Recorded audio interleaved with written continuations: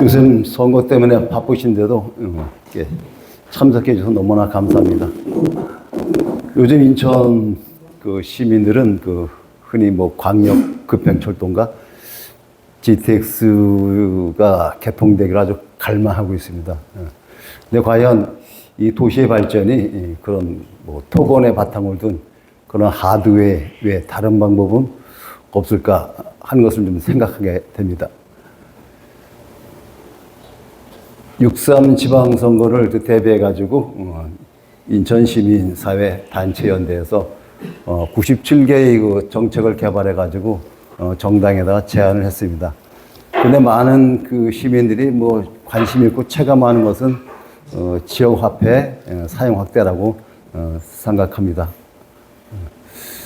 하여튼 뭐 관심 있게 반응을 보이는 것 같아요.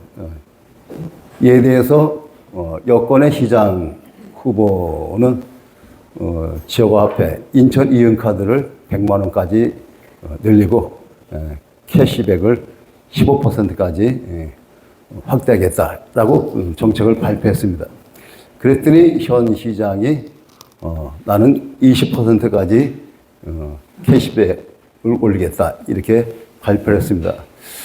잘 되는 건지 모르겠습니다. 조금 주제에서 벗어난 얘기인데 꼭 하고 싶은 얘기는 현 시장님은 인천 문화 관련 예산을 전체 예산의 3% 이상을 유지하겠다라고 약속을 했습니다. 그런데 실제로 반영한 것은 0.91%로다가 편성을 했습니다. 전국 최하위라고 볼 수가 있습니다. 뭐 이런 얘기 뭐 들을 장소는 아니지만은 꼭 하고 싶어가지고 저도 어차피 사실이니까 말씀을 드리는 것입니다. 아무튼 우리는 그 지역 화폐에만 매달려서는 안 됩니다. 나름대로 그 무엇이 인천 경제를 이렇게 그 구멍난 양동이로 만들었는지, 그리고 또 이 자금 유출 등이 되지 않는 지역의 순환 경제를 뒷받침할 수 있는 그런 대안들을 이제 관심을 가져야 됩니다. 그래서 이게 오늘 여기 또 한국지역순환경제학회 회장이시면서 인천대학교 경제학부 교수인 양준호 교수님을 모셨습니다. 오늘도 항상 늘 구체적이고 시원하게 강의를 해주실 것으로 기대합니다. 자, 오늘 강사님 모시겠습니다. 박수로 맞이해 주시기 바랍니다. 위원장님, 여기 앉아서 강의를 하면 그 컴퓨터를 혹시 이쪽으로 가지고 올 수 있나요? 저도 이렇게 좀 봐가면서 안 돼, 기술적으로 불가능한가요? 죄송합니다. 무슨 제가 보면서 이렇게 넘기는 게 맞을 것 같아가지고요. 여기서 해줄 수도 있고. 네, 고맙습니다.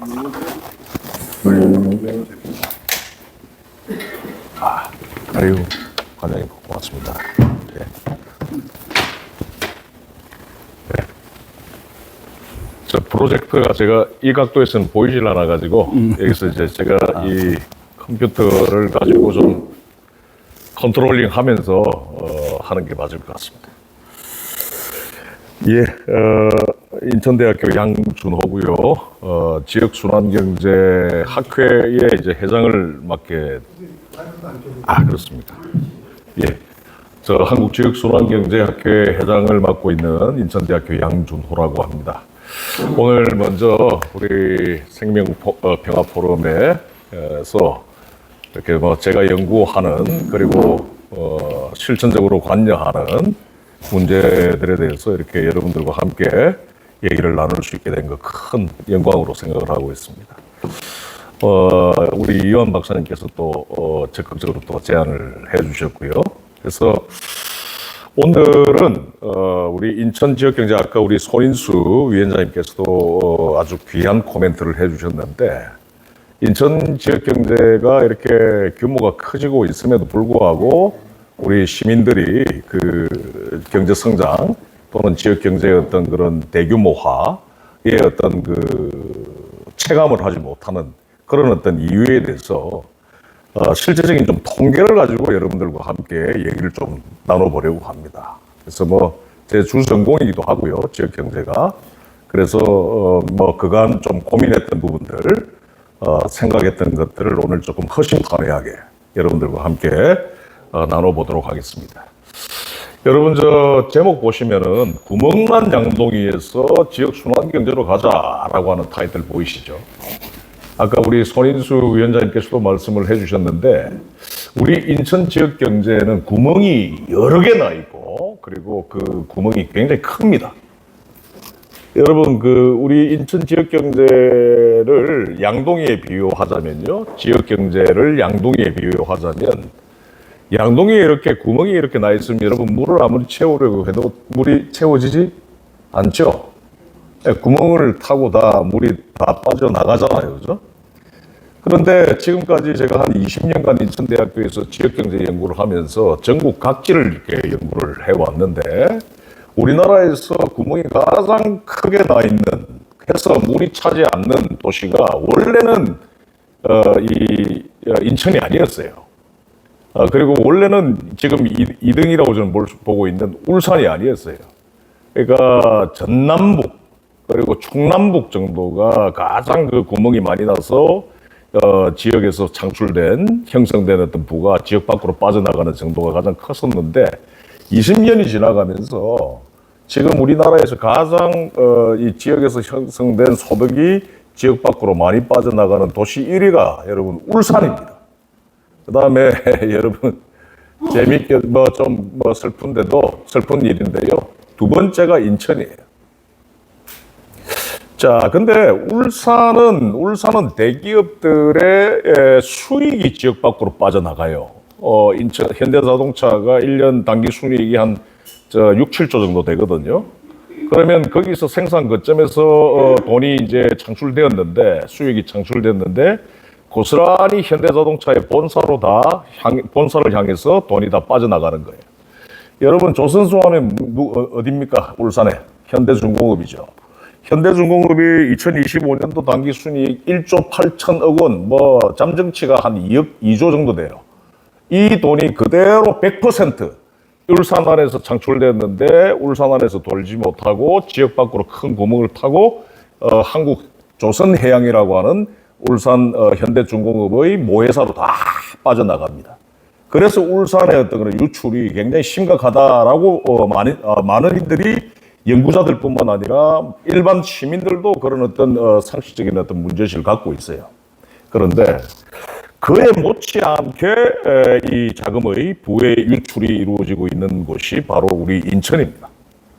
인천은 기업 수익보다도 은행 자금, 그 다음에 시민 소득, 그 다음에 인천에서 나타난 수익이 배당을 통해서 지역 밖으로 빠져나가는 거, 이게 굉장히 심각해요. 여러분, 1년에 20조 이상, 인천에서 20조 이상입니다. 20조 이상 지역에서 인천에서 발생된 부가 지역 밖으로 빠져나간다. 그래서 처음 타이틀부터 제가 조금 암울한 얘기를 해서 좀 죄송스러운데요. 우리 인천이라고 하는 이 도시가 우리나라에서 역내에 생산된 부가 지역 밖으로 제일 많이 빠져나가는 랭킹 2위에 지금 있는 도시입니다. 그래서 저는 이제 오늘 이 자리를 빌어가지고 통계를 여러분들과 촘촘하게 좀 짚어보면서 우리 인천 지역 경제가 직면한 이런 어떤 좀 좀 슬픈 이런 어떤 현실들, 그리고 조금 레디컬하게 말씀드리자면 좀 파행적인 현실들에 대해서 좀 조목조목 좀 짚어 나가보도록 할게요. 여러분, 지금 인천 GRDP가 어느 정도까지 성장했는지 아시죠? 지금 100조 시대라고 제가 표현했는데 120조 넘어갑니다. 이 서울 다음이에요. 이 GRDP가. 그만큼 제가 처음에 인천에 올 때는요, 2005년도에 인천에 처음 왔는데 그때만 해도 GRDP 규모가 우리나라에서 인천이 4위, 5위 정도 했습니다. 근데 이제 20년이 지나면서 지금 2위예요. 광역시도들 중에서. 부산을 역전을 했습니다. 이제 부산은 지금 100조 채 지금 되질 않는 상태. 그런데 인천은 지금 잠정치가 한 120조 정도 기록될 전망인데요. 자, 여러분, 인천의 GRDP가 이렇게 100조를 돌파하고 20년 만에 제가 봤을 때에 비해서 약 40조 이상 이렇게 늘어났다라고 하는 것은 인천 지역 경제가 외연적으로 굉장히 성장했단 말입니다. 예? 거의 뭐 부산을 역전했다고 그러죠. 인구도 마찬가지죠. 그 다음에 뭐 어떤 뭐 들어오는 이 지역에서 창출되는 어떤 고용량, 전체 어떤 그런 투자량 등등 이른바 지역에서 발생되는 소득도 굉장히 늘어난 이런 어떤 겉으로 볼 때는 굉장히 풍요롭게 보이고 인천 지역 경제가 굉장히 성장한 것으로 보이지만 이 데이터는 유감스럽지만 착시 현상에 불과합니다. 왜냐? 여러분들 인천 지역 경제가 이렇게 대규모화되고 인천 지역 경제의 어떤 규모가 이렇게 커짐에 따라서 여러분들의 이른바 일반 시민으로서 일반 소비자로서의 어떤 그런 경제적 삶은 어떻게 변했습니까? 한번 자문해 주시길 바라고요. 저는 이것을 착시라고 저는 생각하는 이유, 첫 번째 이유가 경제 규모가 커지면 커질수록 아까 제가 모두에 말씀드렸던 구멍은 더 커지기 시작합니다. 예를 들어서 인천의 은행들이 우리 인천 시민들의 예금을 받아서 1금융권을 가지고 이야기해 봅시다. 여러분 다 1금융권 계좌 다 가지고 계시잖아요. 여러분들 급여 계좌 꼬박꼬박 이 시중은행에다가 한 달에 한 번씩 충성심 있게 정기적으로 정말 인내심 있게 계속 예금 여러분들 맡기죠. 그런데 우리 인천에서 형성된 예금의 35%는 서울로 다 빠져나가고 있다는 점 알고 계십니까? 이게 지역 안에 투융자가 제대로 안 돌아간다는 거예요. 게다가 그것도 생산적인 어떤 중소기업 또는 어떤 자영업자들을 위한 어떤 투자가 아닌 주로 이 가계대출, 그 중에서도 부동산 담보대출에 이 큰 어떤 비중을 차지하고 있는데 여하튼 은행 자금이 큰 구멍을 타고 서울 그리고 테헤란로 강남 쪽으로 빠져나가고 있다는 것 일단 알고 계셔야 되고요. 그 다음에 여러분 인천이음을 쓰고 계시니까 잘 아시겠지만 원래 인천이음을 쓰기 전에 우리 인천의 소비 유출률은 인천의 소비가 여계로 빠져나가는 유출률이 52.8% 맥스를 정점을 찍은 적이 있습니다. 52.8%. 이거 여러분 소비가 지역 밖으로 빠져나가는 것이 절반 이상 되는 이 수치는요. 조금 제가 좀 과하게 말씀드리자면 정상적인 도시 아니에요. 이게 지역 경제가 제대로 정상적으로 돌아가기 위해서는 적어도 경제학 이론적으로 이야기하자면 지역에 있는 시민 소득의 30% 이상 지역 밖으로 빠져나가면 지역 경제가 안 돌아가게 돼 있습니다. 그런데 우리 인천 같은 경우에는 52.8%까지 사실 치솟았던 적이 있습니다. 그러니까 지금 인천이음 때문에 사실은 40%한 후반대 정도로 지금 이제 기록되고 있어요. 그러나 52.8%는 엽기적인 수치입니다. 왜? 세종이 60%거든요. 여러분 세종이 어떤 도시인지 그 특수성을 잘 아실 거 아닙니까? 그죠? 세종이라고 하는 동네는 거기에 정주하는 사람이 거의 없다고 보시면 됩니다. 이른바 주중에 이 중앙정부에 와 있다가 주말에 싹 다 빠져나가고 거기서 주말에 서울에 와서 수도권에 와서 소비하는 도시죠. 거기가 60%인데 우리가 52.8%를 찍었다니까요. 그래서 제대로 여러분들 오늘 좀 파악을 좀 해 주십사 하고요. 그 다음에 여러분, 이거 알고 계시는 분들 몇 안 되시는데, 제가 지금 송도에 인천대학에 있지 않습니까? 인천대학교 바로 옆에 셀트리온이 있고, 그 다음에 말도 많고, 그리고 또 경쟁력도 있는 삼성바이오로직스도 있죠. 삼성바이오로직스 몸통이 다 송도에 와 있는 것 같이 보이죠, 여러분? 즉, 생산 거점과 R&D 거점과 본사 기능이 다 지금 여기 송도 와 있는 것으로 생각하고 계셨죠? 저도 그렇게 생각했습니다. 왜냐하면 삼성바이오로직스를 우리가 송도에 유치했을 때 당시 인천시 정부가 막 쌍수 들고 환영하면서 이야 이 지역 경제 살릴 수 있다라고 막 현수막을 인천에 있는 육교마다 다 붙여놨죠. 삼성바이오로직스 유치했다고. 근데 여러분들 거기도 착시 현상이 있습니다. 이게 어떤 착시냐면 이거는 정말 우리나라 재벌 대기업의 굉장히 교묘한 어떤 그런 공간 전략인데요. 법적으로 보면, 실체적으로 보면 삼성바이오로직스의 본사 기능도 지금 송도 신도시에 와 있습니다. 그런데요, 상법상의 본사는 여기에 와 있지 않습니다. 이게 무슨 말씀이냐면 상법상 모회사라고 하는 조직이 있고 자회사라고 하는 조직이 있어요. 그러니까 이제 완전히 주인이 되는 기업이 있고, 그리고 이른바 그 주인의 소유되는 어떤 기업이 있어요.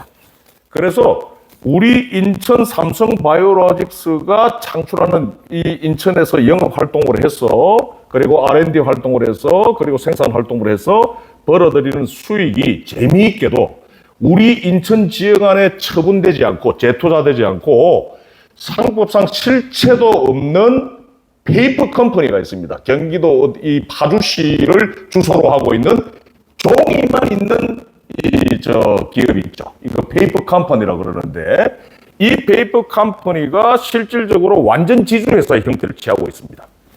이 말은 무슨 말이냐면 엄마 회사예요. 주인 회사입니다. 그러니까 이게 법적으로 꼬마 회사는 엄마 회사에 대해서 그 엄마 회사의 브랜드를 사용한다라고 하는 명분으로 지적재산권 사용료를 지불해야 되고 특허권 사용료를 지불해야 되거든요. 즉 지주에게 농노가 지대를 바치는 이런 어떤 비용 지불을 해야 됩니다. 그래서 재미있게도 삼성 바이오로직스가 창출하는 수익의 대부분은 이른바 종이상, 상법상 엄마 회사인, 모회사인 페이퍼 컴퍼니로 그대로 이전되고 있습니다. SK에너지도 마찬가지죠. 셀트리온 정보가 현지 법인입니다. 이 법인 자체가 이제 이 인천으로 지금 이제 등기되어 있고, 그 외에 우리 인천에 있는 GM 대부터 시작해서 인천에 있는 대기업이란 대기업은 실체는 인천에 있는데 법적으로나 그리고 어떤 시스템적으로 그 주인 회사, 즉 모회사는 밖에 있는, 중간 지주회사 또는 완전 지주회사는 밖에 있는, 그래서 수익이나 또는 어떤 아까 방금 말씀드렸던 지적재산권 사용료의 형태 또는 이른바 배당의 형태로 지역 밖에 있는 본사 또는 지주회사로 헌납할 수밖에 없는 그런 상황이죠. 그러니까 기업 수익의 엄청난 이른바 포션이 우리 지역 밖으로 서울로 빠져나간다. 이게 두 번째입니다. 첫 번째 제가 뭘 이야기했죠? 은행 자금 이야기했었죠. 두 번째 대기업 수익입니다. 그죠? 그다음 세 번째가 아까 잠깐 스쳐 지나가듯이 말씀드렸던 시민 소득이에요. 우리 시민들이 벌어들이는. 그러니까 본원 소득이라고 하면 시민 소득도 포함되고 기업 이윤도 포함되고 배당도 포함되고 금융시장에서 발생되는 이자도 포함되는데, 그냥 일반적인 소득이다 그러면 시민 소득을 생각하시면 돼요. 시민 소득도 40%대나 지역 밖으로 빠져나가고 있다는 말씀. 아까 제가 스쳐 지나가듯이 말씀을 드렸습니다. 또 하나 중요한 건요.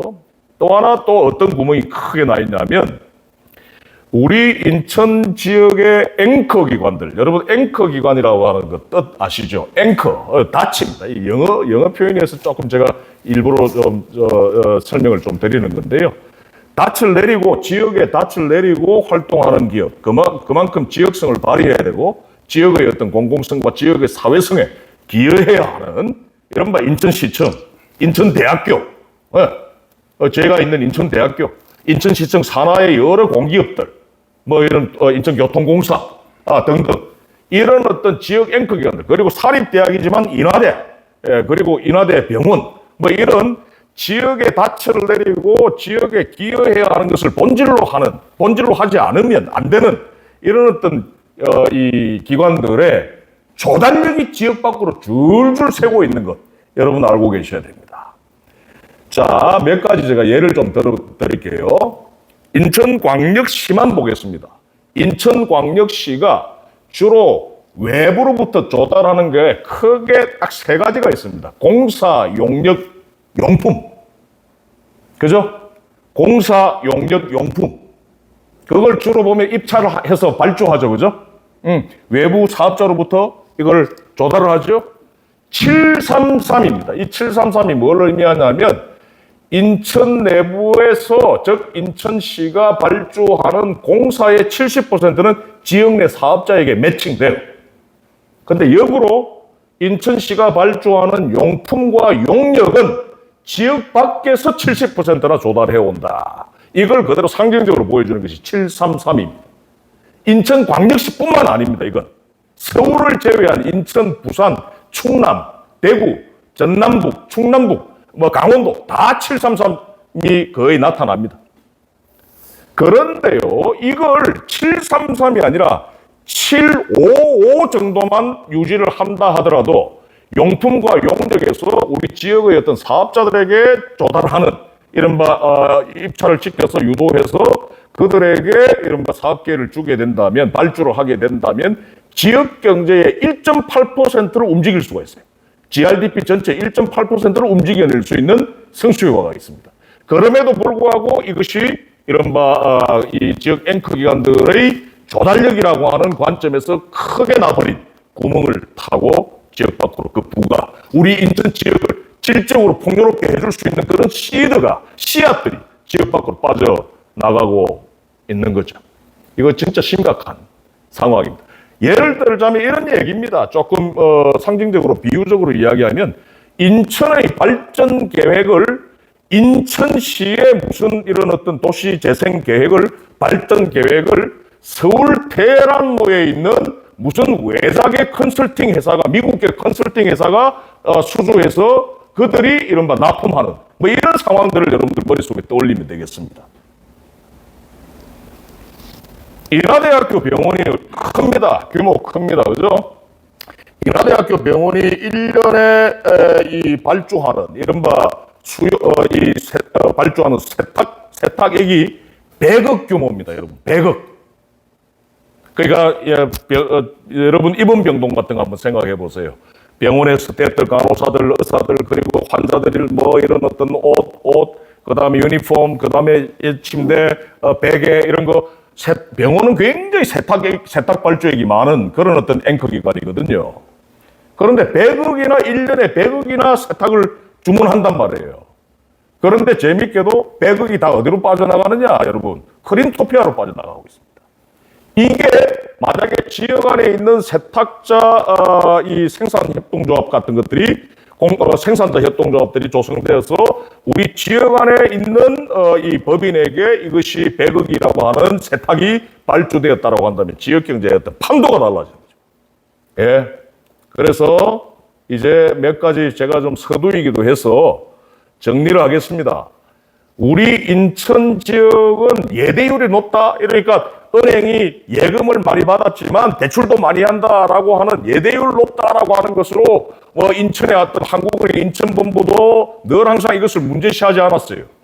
인천의 어떤 시정부의 어떤 그런 이 경제정책 라인도 전혀 문제시하지 않았습니다. 그러나 가만히 봤더니 전체 어떤 은행 자금 중에서 35%가 지역 밖으로 빠져나가는 통계, 이거는 우리 전국에서 3위 안에 들어갑니다. 두 번째, 기업 수익이, 거대한 기업 수익이 지역 밖으로 빠져나간다. 몸통 기업의 몸통이 지역에 있는 것처럼 보이는 어떤 착시 현상 이면에 기업 수익이 배당의 형태로, 그리고 아까 말씀드렸던 지적재산권 사용료의 명분으로 지역 밖으로 빠져나간다. 그 다음 세 번째, 시민 소득이 지역 밖으로 빠져나간다. 네 번째, 공공기관들의 앵커 기관들이 조달력이 지역 밖으로 빠져나간다. 요 네 가지 큰 구멍이 생겨 있다라고 여러분들 이해하시면 되겠습니다. 그런데 그 구멍이 전국적으로 비교해서 볼 때 울산만큼 크다는 거예요. 그러니까 울산보다 조금 적은 거는 기업 수익이고요. 기업 수익과 관련된 구멍이고요.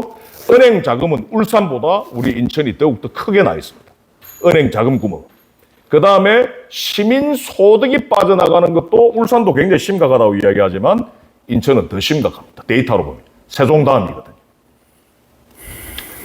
공공조달력이 빠져나가는 것은 거의 제가 볼 때 서울을 제외한 광역시도에서 나타나는 공통적인 어떤 현상이다. 이렇게 보시면 되겠습니다. 풍요 속의 빈 곳. 왜 제가 오늘 모두의 여러분들에게 지적하고 있는지, 그리고 그것이 왜 화려한 착시인지 여러분들 충분히 이해하셨으리라고 봅니다.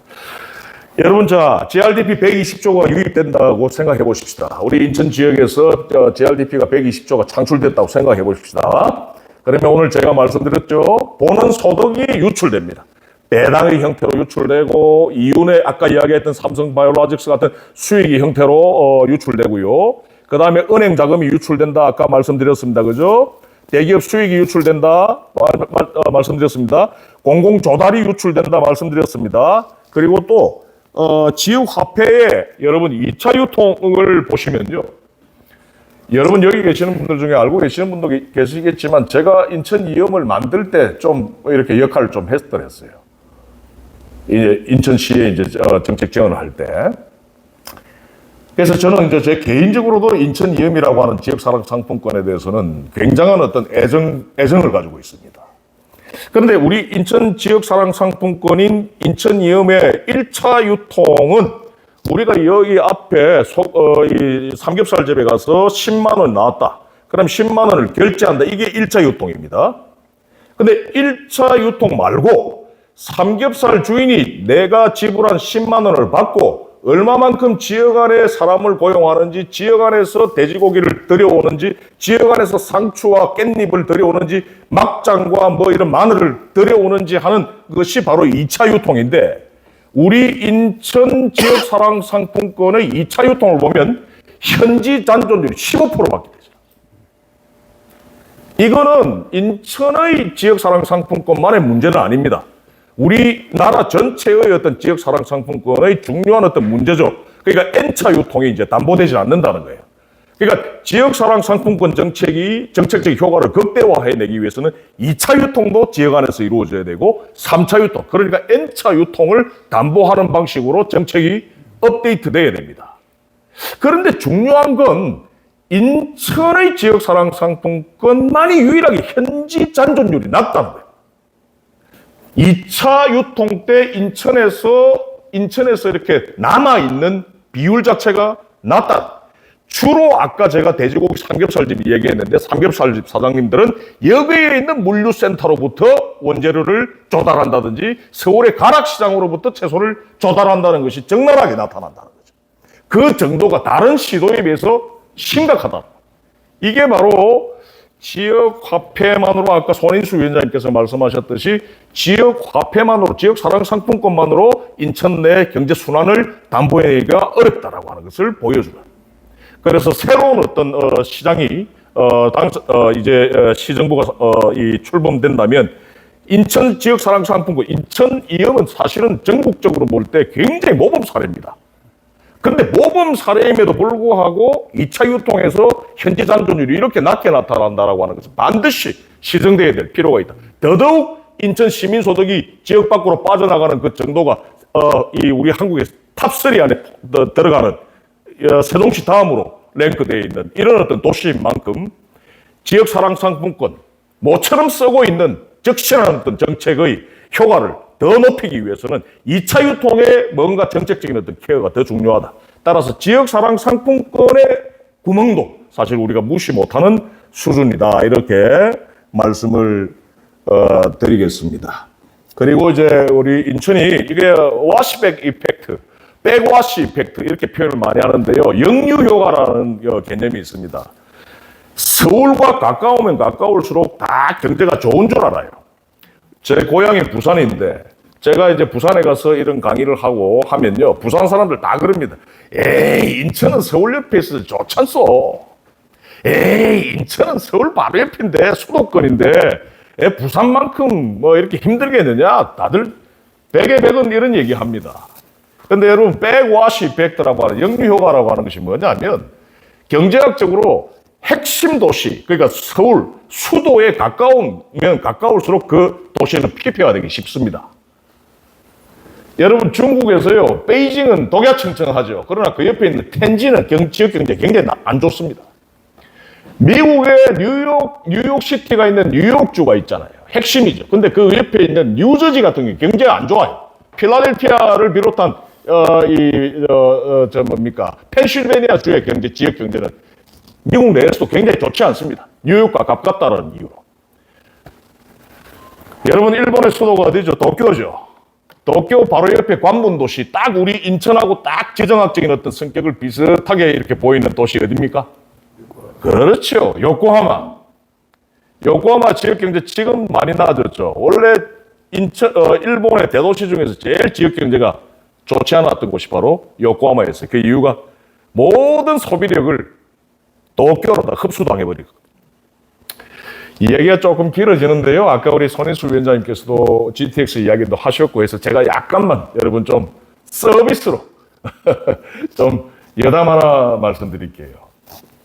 제가 87년도에 처음으로 일본을 갔더랬습니다. 아예 그냥 부친이 이제 일본에서 일을 하면서 저희 가족이 이제 87년도에 처음 일본을 갔었어요.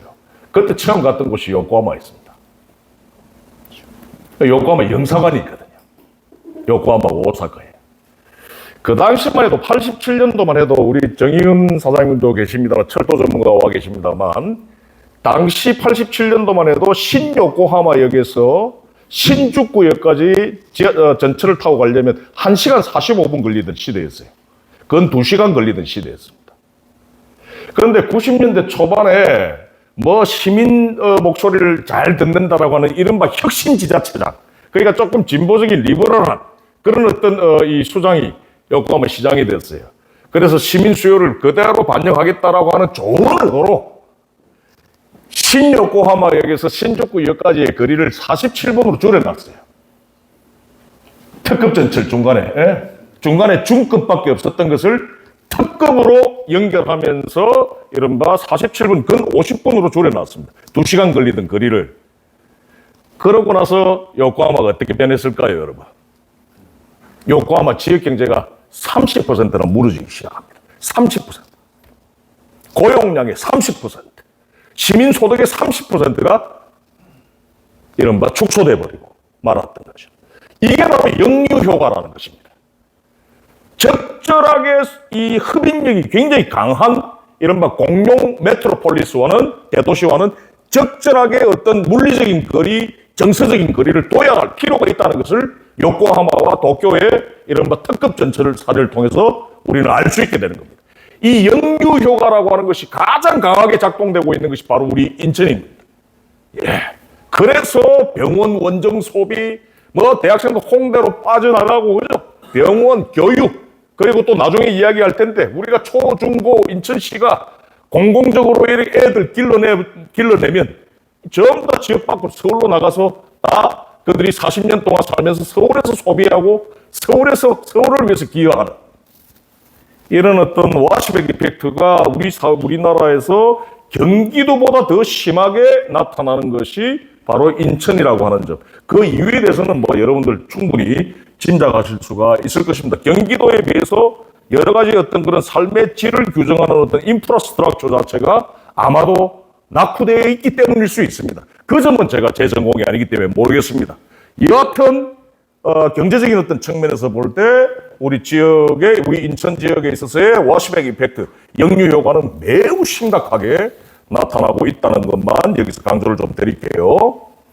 여러분, 저 이거 통근자의 역설이다 이렇게 저는 표현하고 있는데요. 여러분, 이 통계 아세요? 우리 인천에서 연봉이 높으면 높을수록 역외거주 비율이 상승합니다. 아주 재미있는 통계죠, 이거.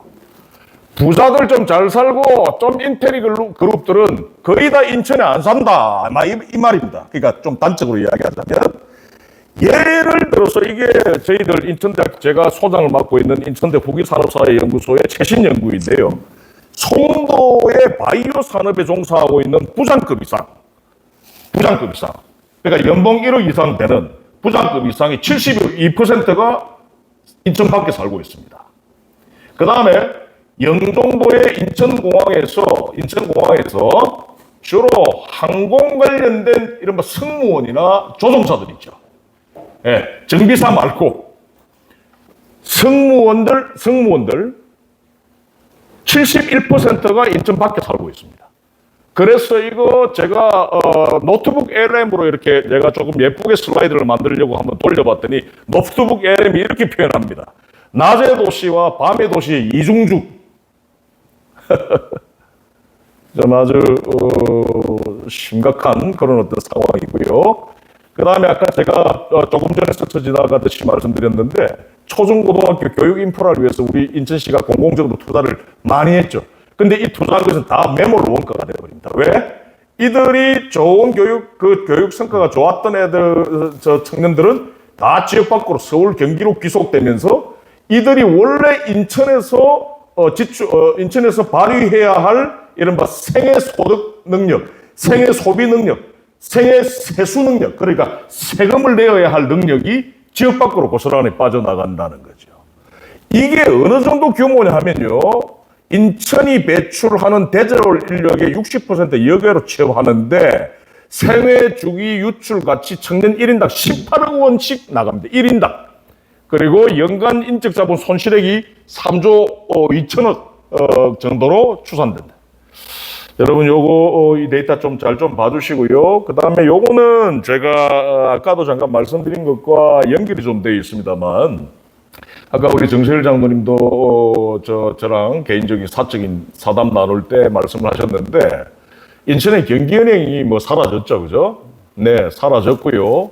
그 다음에 또 하나 제가 말씀 올렸지 않습니까? 시중은행의 이 이른바 수익성 중시 투용자 행태, 이런 것들 때문에 시중은행들이 주로 우리 인천 시민들로부터 예금을 받아가지고 속된 말로 돈 장사하지만, 예금을 받은 지역에 대한 어떤 귀속의식, 그 다음에 또는 어떤 미션, 이런 어떤 뭐 공공적인 어떤 미션, 이런 것들을 우리나라의 어떤 시중은행들은 갖지 않습니다. 그래서 아까 35%나 지역 밖으로 빠져나간다고 말씀을 드렸는데, 이 지역 밖으로 시중은행이 이 자금이 대거 빠져나가는 것뿐만 문제가 아니라, 이 시중은행 대출이 우리 인천의 생산적인 어떤 중소기업에다가 돈을 빌려주는 것은 전체 15% 정도밖에 되질 않고, 주로 부동산 프로젝트 파이낸스라든지 가계대출, 주로 부동산 담보대출 중심으로 자금을 푼단 말입니다. 인천 시민의 예금이 주로 어디로 가냐면 서울의 기업들과 서울의 신성장 기업들, 그러니까 스타트업 기업들이라든지 서울의 어떤 벤처 기업들, 예? 그리고 서울에 이른바 유력한 담보 능력이 있는 이른바 수익력이 있는 기업들로 간다. 그래서 인천 시민들의 예금이 서울의 R&D를 오히려 살찌우고 있다. 그 다음에 오늘 제가 말씀드렸듯이, 모두에 말씀드렸듯이, GM 대우를 보시면 너무 쉽게 여러분이 이해하실 수 있을 거예요. 공장은 인천에 있습니다. 생산 거점은 인천에 있어요. 부평에 있습니다.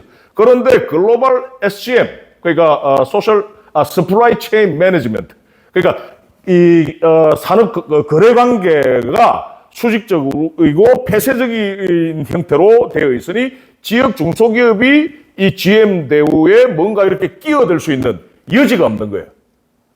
어느 정도 통계가 나오냐면 자동차 부품 전체 75%가 여기에서 조달된다. 그 75% 중에 90% 이상은 미국에서 조달되고 있습니다.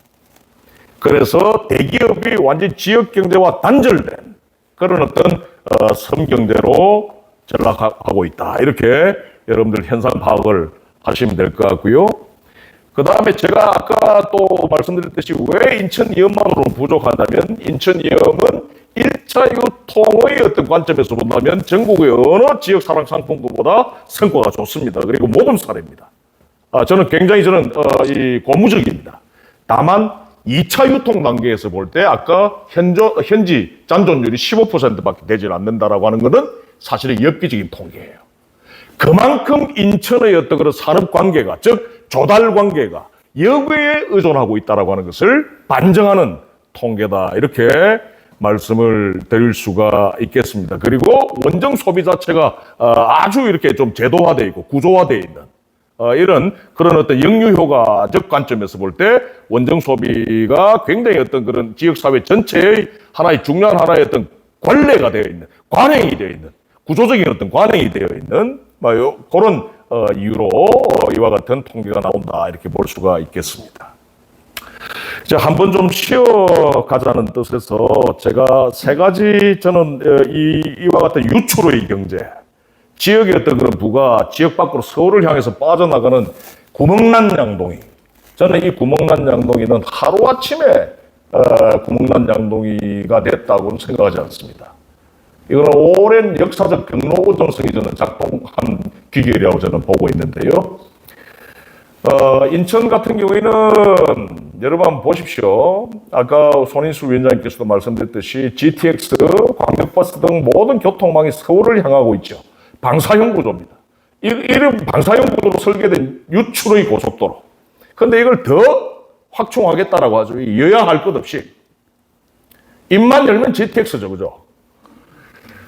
이거 아까 제가 이야기했듯이 약간의 긴장 관계를 분명히 가져야 된다라는 말씀 제가 드렸습니다. 역류 효과를 반드시 인식을 하고 균형을 맞춰야 됩니다. 이게 이 서울과의 어떤 그런 거리에 관한 어떤 정책적인 어떤 이 균형적 조절이 굉장히 중요하다는 말씀 제가 드리겠고요. 그 다음에 두 번째가 이거는 인천에게 죄가 없습니다. 이거는 수도권 규제에 딱 묶이니까 대형 문화시설이라든지 의료시설 같은 유치가 역차별받고 있는 한계, 이게 분명히 존재합니다.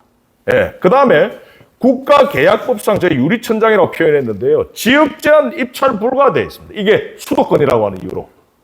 수도권이 아닌 곳에는 예를 들어서 부산시가 발주하는 것에 부산의 사업자가 더 많은 비중으로 참여할 수 있음에도 불구하고 인천은 그러지 못한다는 거죠.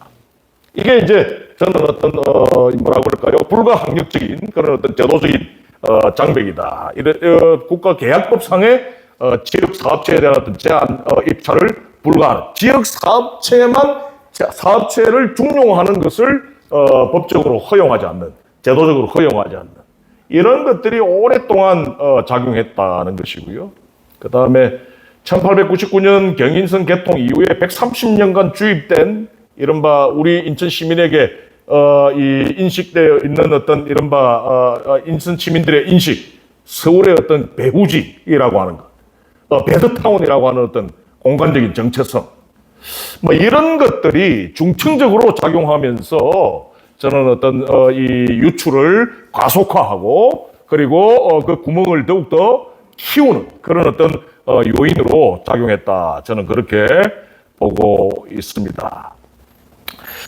같은 얘기라서 제가 조금 생략을 좀 하겠는데, 그래서 인천이라고 하는 지역 경제는 이런 어떤 공항 있지요, 여러 가지 생산 거점이 있지요, 이렇게 몸은 제공하되 그 본사와 지주회사는 지역 밖에 있다. 즉 머리와 지갑은 서울에 빼앗긴 형국에 있다. 이렇게 인식하시면 되겠습니다. 그래서 인천은 거대 사업장을 보유한 어떤 생산 거점임에도 불구하고 고부가가치 산업이 발전하면 할수록, 수익이 커지면 커질수록 역설적으로 지역 경제에서 창출되는 부는 외부로 더 크게 빠져나가는 이 역설을 이 역설에 매스를 까지 않으면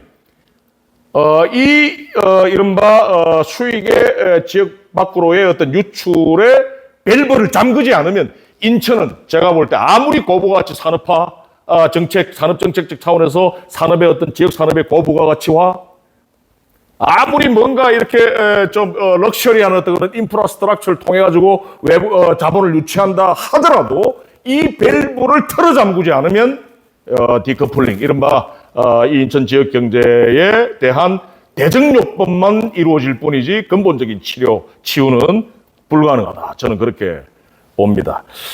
오늘 제가 말씀드린 구멍들, 인천 지역 경제에 나버린 구멍들, 그 구멍들과 관련된 데이터를 한 번만 더 조금 자세하게 한번 보도록 할게요. 아까 제가 낮의 도시와 밤의 도시 간의 이중주라고 하는 표현 제가 한번 읊어드린 적이 있습니다. 인천의 이 주야 간의 어떤 불일치와 소득의 증발이라고 하는 타이틀로 제가 이 슬라이드를 정리해 봤는데요. 여러분, 지금 저희들 인천대학교 후기산업사회연구소의 AI 분석에 의하면은, 빅데이터 분석에 의하면은, 송도 국제도시에서 주로 주요 산업들이 지금 현재 인큐베이팅 되고 있습니다. 바이오, IT, 교육. 이들 산업에서 나타난 평균 연봉 9,200만 원 정도 되는데, 아까 제가 말씀드렸잖아요. 역의 거주자 비율이 62%. 이거 계산 딱 해보니까 저희들이 빅데이터 분석해보니까 연간 추정 유출액이 2조 4천억 원입니다. 자, 이 통계를 가지고 이제 모든 정책들이 이루어져야 돼요. 시민사회가 시정부를 컨트롤할 때도 통계를 가지고 이제 접근하셔야 되고요. 인천공항 배후를 한번 보시면 항공물류, MRO 이런 산업들이 주요 산업인데요. 그 평균 연봉이 한 8천만 원 정도 됩니다. 역의 거주자 비율 71%고요. 이걸 고려해서 보니까 연간 추정 유출액이 3조 5천억 원 등등, 청라, 서구 그리고 남동국가 산단에서도 1조 이상의 부가 이른바 개인 소득, 노동자 소득, 급여의 형태의 소득이 지역 밖으로 빠져나가고 있습니다. 특히 우리 인천 지역 경제 전체로 봤을 때 가장 고부가가치 산업이라고 하는 바이오 R&D 인력들의 소득이 지역 밖으로 제일 많이 빠져나가고 있고, 다음 항공물류, 그 다음에 제조업 관리직들, 임원들, 그리고 단순 노무직, 이런 어떤 순서로 여기에 소득 유출률의 랭크를 우리는 파악할 수가 있습니다. 그 다음에 여러분 아까 제가 은행 자금이 지역 밖으로 빠져나간다라는 말씀 올렸는데요. 이걸 좀 구체적으로 통계를 한번 보실까요? 2024년 기준 우리 인천의 금융기관들의 예금 수신액이 120조 정도 됩니다, 여러분. 거의 우리 GRDP 규모 됩니다. 예금을 받는 게 120조가 됩니다. 이 120조 중에서 78조가 지역 밖으로 지역 안에 대출되고 있습니다. 주로 아까 어떤 대출 중심으로? 가계 대출 중심으로. 생산적인, 지역 경제의 어떤 파급 효과가 큰 생산적인 그런 어떤 R&D 투자, 지역 내부의 어떤 중소기업에 대한 투자 또는 어떤 소상공인에 대한 투자가 아닌 이런 주로 부동산 담보대출 중심으로 65%가 지역 안으로 대출되고 있지만 나머지 35%나 지역 밖으로 빠져나가고 있는데, 은행들이 여기서 신한은행이니 NH농협은행이니 하나은행이니 이런 은행들이 우리 인천 시민들 예금을 가지고 돈 장사해서 벌어들인 수익은 그들의 본사로 고스란히 유출되고 있다라고 하는 것을 여러분들 알고 계신 필요가 있다, 이런 말씀을 드리겠고요. 요거는 제가 좀 생략을 하도록 하겠습니다. 이거는 대출 구조에 대해서 제가 좀 정리를 한 거고요. 그 다음에 이제 인천 내 대기업 공장들이 주로 아까 전체 한 75% 정도를 외부에서 조달한다는 말씀 제가 드린 바 있습니다. 그죠? GM 대우 얘기를 하면서 주로 해외나 서울에서 직접 조달을 하니까 지역 내의 중소기업 조달 자체가 아주 큰 폭으로 떨어집니다. 예를 들어서요, 우리 인천의 고부가치 산업을 주도한다라고 하는 바이오 의약 같은 거, 삼성바이오로직스 그리고 셀트리온 같은 경우에는 주로 그들의 핵심 부품 원료는 역 외에서 인천 지역 밖에서 92% 조달하고요. 자동차, GM 대우 같은, 그리고 자동차 부품 같은 경우에는 지역 밖에서 75%나 끌어옵니다. 그 다음에 정유화학 같은 경우에는 거의 100% 가깝게 98%나 여기에 조달을 보이고 있다. 여러분 이런 통계 아마 처음 보셨을 겁니다. 그리고 인천이염 환수율이 크게 떨어진다는 거 여러분들 아까 제가 15%밖에 되지 않는다는 말씀 드렸기 때문에 스킵을 하도록 하겠습니다. 여러분 아까 제가 733이라고 했는데 그 수치 어떤 무엇과 관련된 수치였는지 기억나시는지요? 네. 앵커 기관들의 조달력과 관련된 수치였는데요. 우리 인천에서 발생되는 앵커 기관들의 전문 컨설팅이라든지 학술 연구 92% 지역 밖으로 빠져나가고 있고요. 정보 시스템 유지 보수 부가가치가 높은 정보 시스템과 관련된 유출은 78%, 대규모 토목 건설은 오히려 65%나 유출되고 있다. 아까 지자체가 발주하는 소형 공사 같은 경우는 70% 정도를 지역 내에서 조달합니다만, 예를 들어서 인천대교 같은 것들을 건설하는 저런 어떤 대규모 토목 프로젝트는 건 70%가 지역 밖으로 빠져나간다. 주로 지역 안에서 조달되는 것은 단순 용역에 불과하다. 이렇게 여러분들 보시면은 되겠습니다. 이 데이터를 여러분들 한번 보실까요? 이 데이터 보시면은 아까 제가 지금 말씀드렸던 그 데이터입니다. 우리 인천에서 가장 지역 안에서 많이 돌고 도는 잔존해 있는 산업은 바로 단순 용역, 청소, 경비 요 정도이고요. 유일하게 지역 조달이 이루어지는 영역이고 하청의 채말단이죠. 그런데 전국 단위의 입찰이 이루어지고 대규모 자본력 조건에 의해서 배제되는 예를 들어서 대규모 건설, 토목, 자동차 부품 같은 경우에는 건 70%가 지역 밖으로 빠져나가고 있고 같은 얘기입니다. 이런 제일 오른쪽 상단에 있는 고부가가치 산업 같은 경우는 거의 다 빠져나가고 있는. 그래서 인천의 중소기업들이 단순 용역 수준의 기술력에 머무르는 한 민간 앵커기관과 공공기관의 핵심 예산은 필연적으로 서울로 흐를 수밖에 없는 구조적 한계에 봉착한다라고 하는 사실 이해를 좀 하실 필요가 있겠습니다.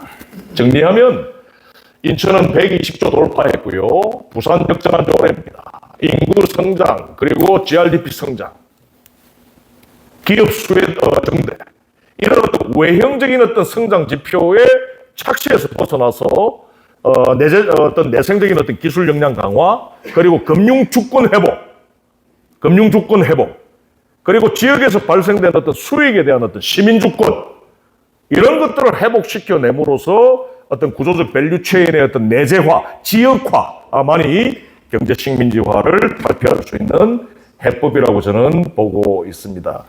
오늘은 제가 좀 수리적으로 계량적으로 제가 설명은 하지 않겠는데요. 그래서 인천 지역 경제를 질적으로 살려내기 위해서는 우리 시민들이 체감할 수 있는 질적으로 풍요로운 어떤 지역 경제로 가지고 가기 위해서는 이른바 인천에서 소득이 지역 밖으로 빠져나가는, 인천에서 부가 지역 밖으로 빠져나가는 그 정도를 줄여야 되고, 그리고 인천 내부에서 부가, 그리고 소득이, 그리고 수익이, 은행 자금이 돌고 돌 수 있게 하는 그 정도를 높여야 된다라고 하는 결론이 이제 나오게 된다는 겁니다.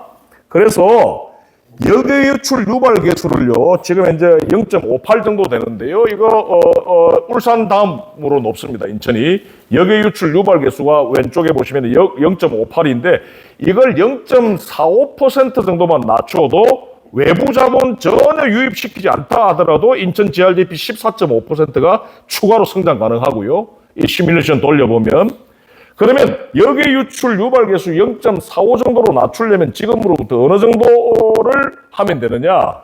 20조 정도로 빠져나가는 소득 중에서 2조 정도, 그 10% 정도만 막아낸다 하더라도 역외유출 유발 계수를 0.58 수준에서 0.45 수준으로 다운사이징 할 수가 있다.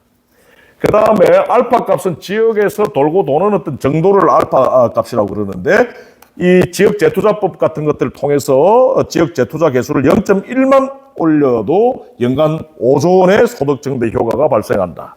예를 들어서 이거죠. 우리 인천 지역에 있는 시중은행들에게 우리가 지역 재투자 조례를 만들어 가지고 우리 지역, 인천 지역 시민들의 예금을 가지고 당신네들 비즈니스를 하고 있지 않느냐. 가능하면 지역 내부의 수익의 뭐 한 1% 정도라도 너희들의 지점 영업의 1% 정도, 수익의 1% 정도라도 지역에서 그래도 좀 덜 신용 등급적으로 좀 덜 뭐라 그럴까요? 빡빡한, 그러니까 덜 위험한 사람들에게 수익의 1% 정도만 의무적으로 좀 재투자해달라. 그것이 성사된다라고 한다면 연간 5조 이상의 소득 증대 효과가 발생한다. 그래서 이제 마지막으로 이제 나머지 이제 마지막 이제 결론일까요?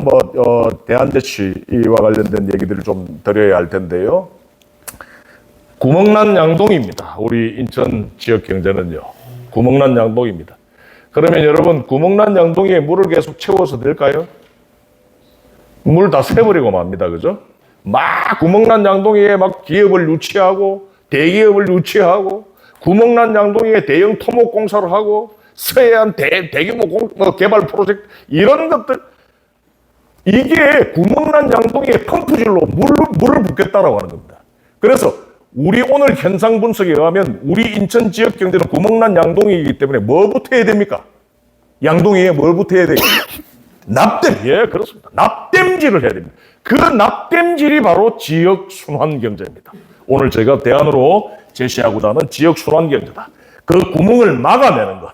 은행 자금이 지역 밖으로 빠져나가는 것을 그래도 최소화하고, 기업 수익이 지역 밖으로 빠져나가는 것을 최소화하고, 우리 인천 지역 시민 소득이 지역 밖으로 빠져나가는 것을 최소화하고, 우리 인천의 앵커 기관들의 조달이 지역 안에서 매칭될 수 있도록 하는 그 비중을 최대화하는 이런 어떤 경제. 바로 이것이 바로 납땜질이고 인천 지역 경제를 질적으로 발전시키는, 그리고 이번 6.3 지방선거에서 지금까지 어떤 지역 경제의 경영 방식에 대한 어떤 비판적 태제를 제시하고자 하는 후보들은 바로 이 지역 순환 경제에 포커싱을 해야 된다고 하는 기술적인 말씀도 저는 드리겠습니다. 자, 그렇다면 지역 순환경제가 무엇이냐? 간단하게 말씀드릴게요. GRDP를 우리 인천 지역 경제를 판단하는 척도로 삼아서는 안 된다. GRNI라고 하는 실제 지역 안에서 도는 지역 내 소득이라고 하는 것을 이른바 통계로 잡아야 된다. 왜냐? 인천 지역 경제는 GRDP는 커지는데 그 GRDP만큼 GRNI는 소득은 비례해서 정대되지 못하고 있거든요. 그러니까 중간에 이제 막 기업 수익들이 빠져나가고 있으니까 당연히 인천 안에서 돌고 돌아야 할 실제 소득은 이 GRDP를 따라가지 못하고 있습니다. 비례하지 못하고 비례해서 이 정대되지 못하고 있습니다.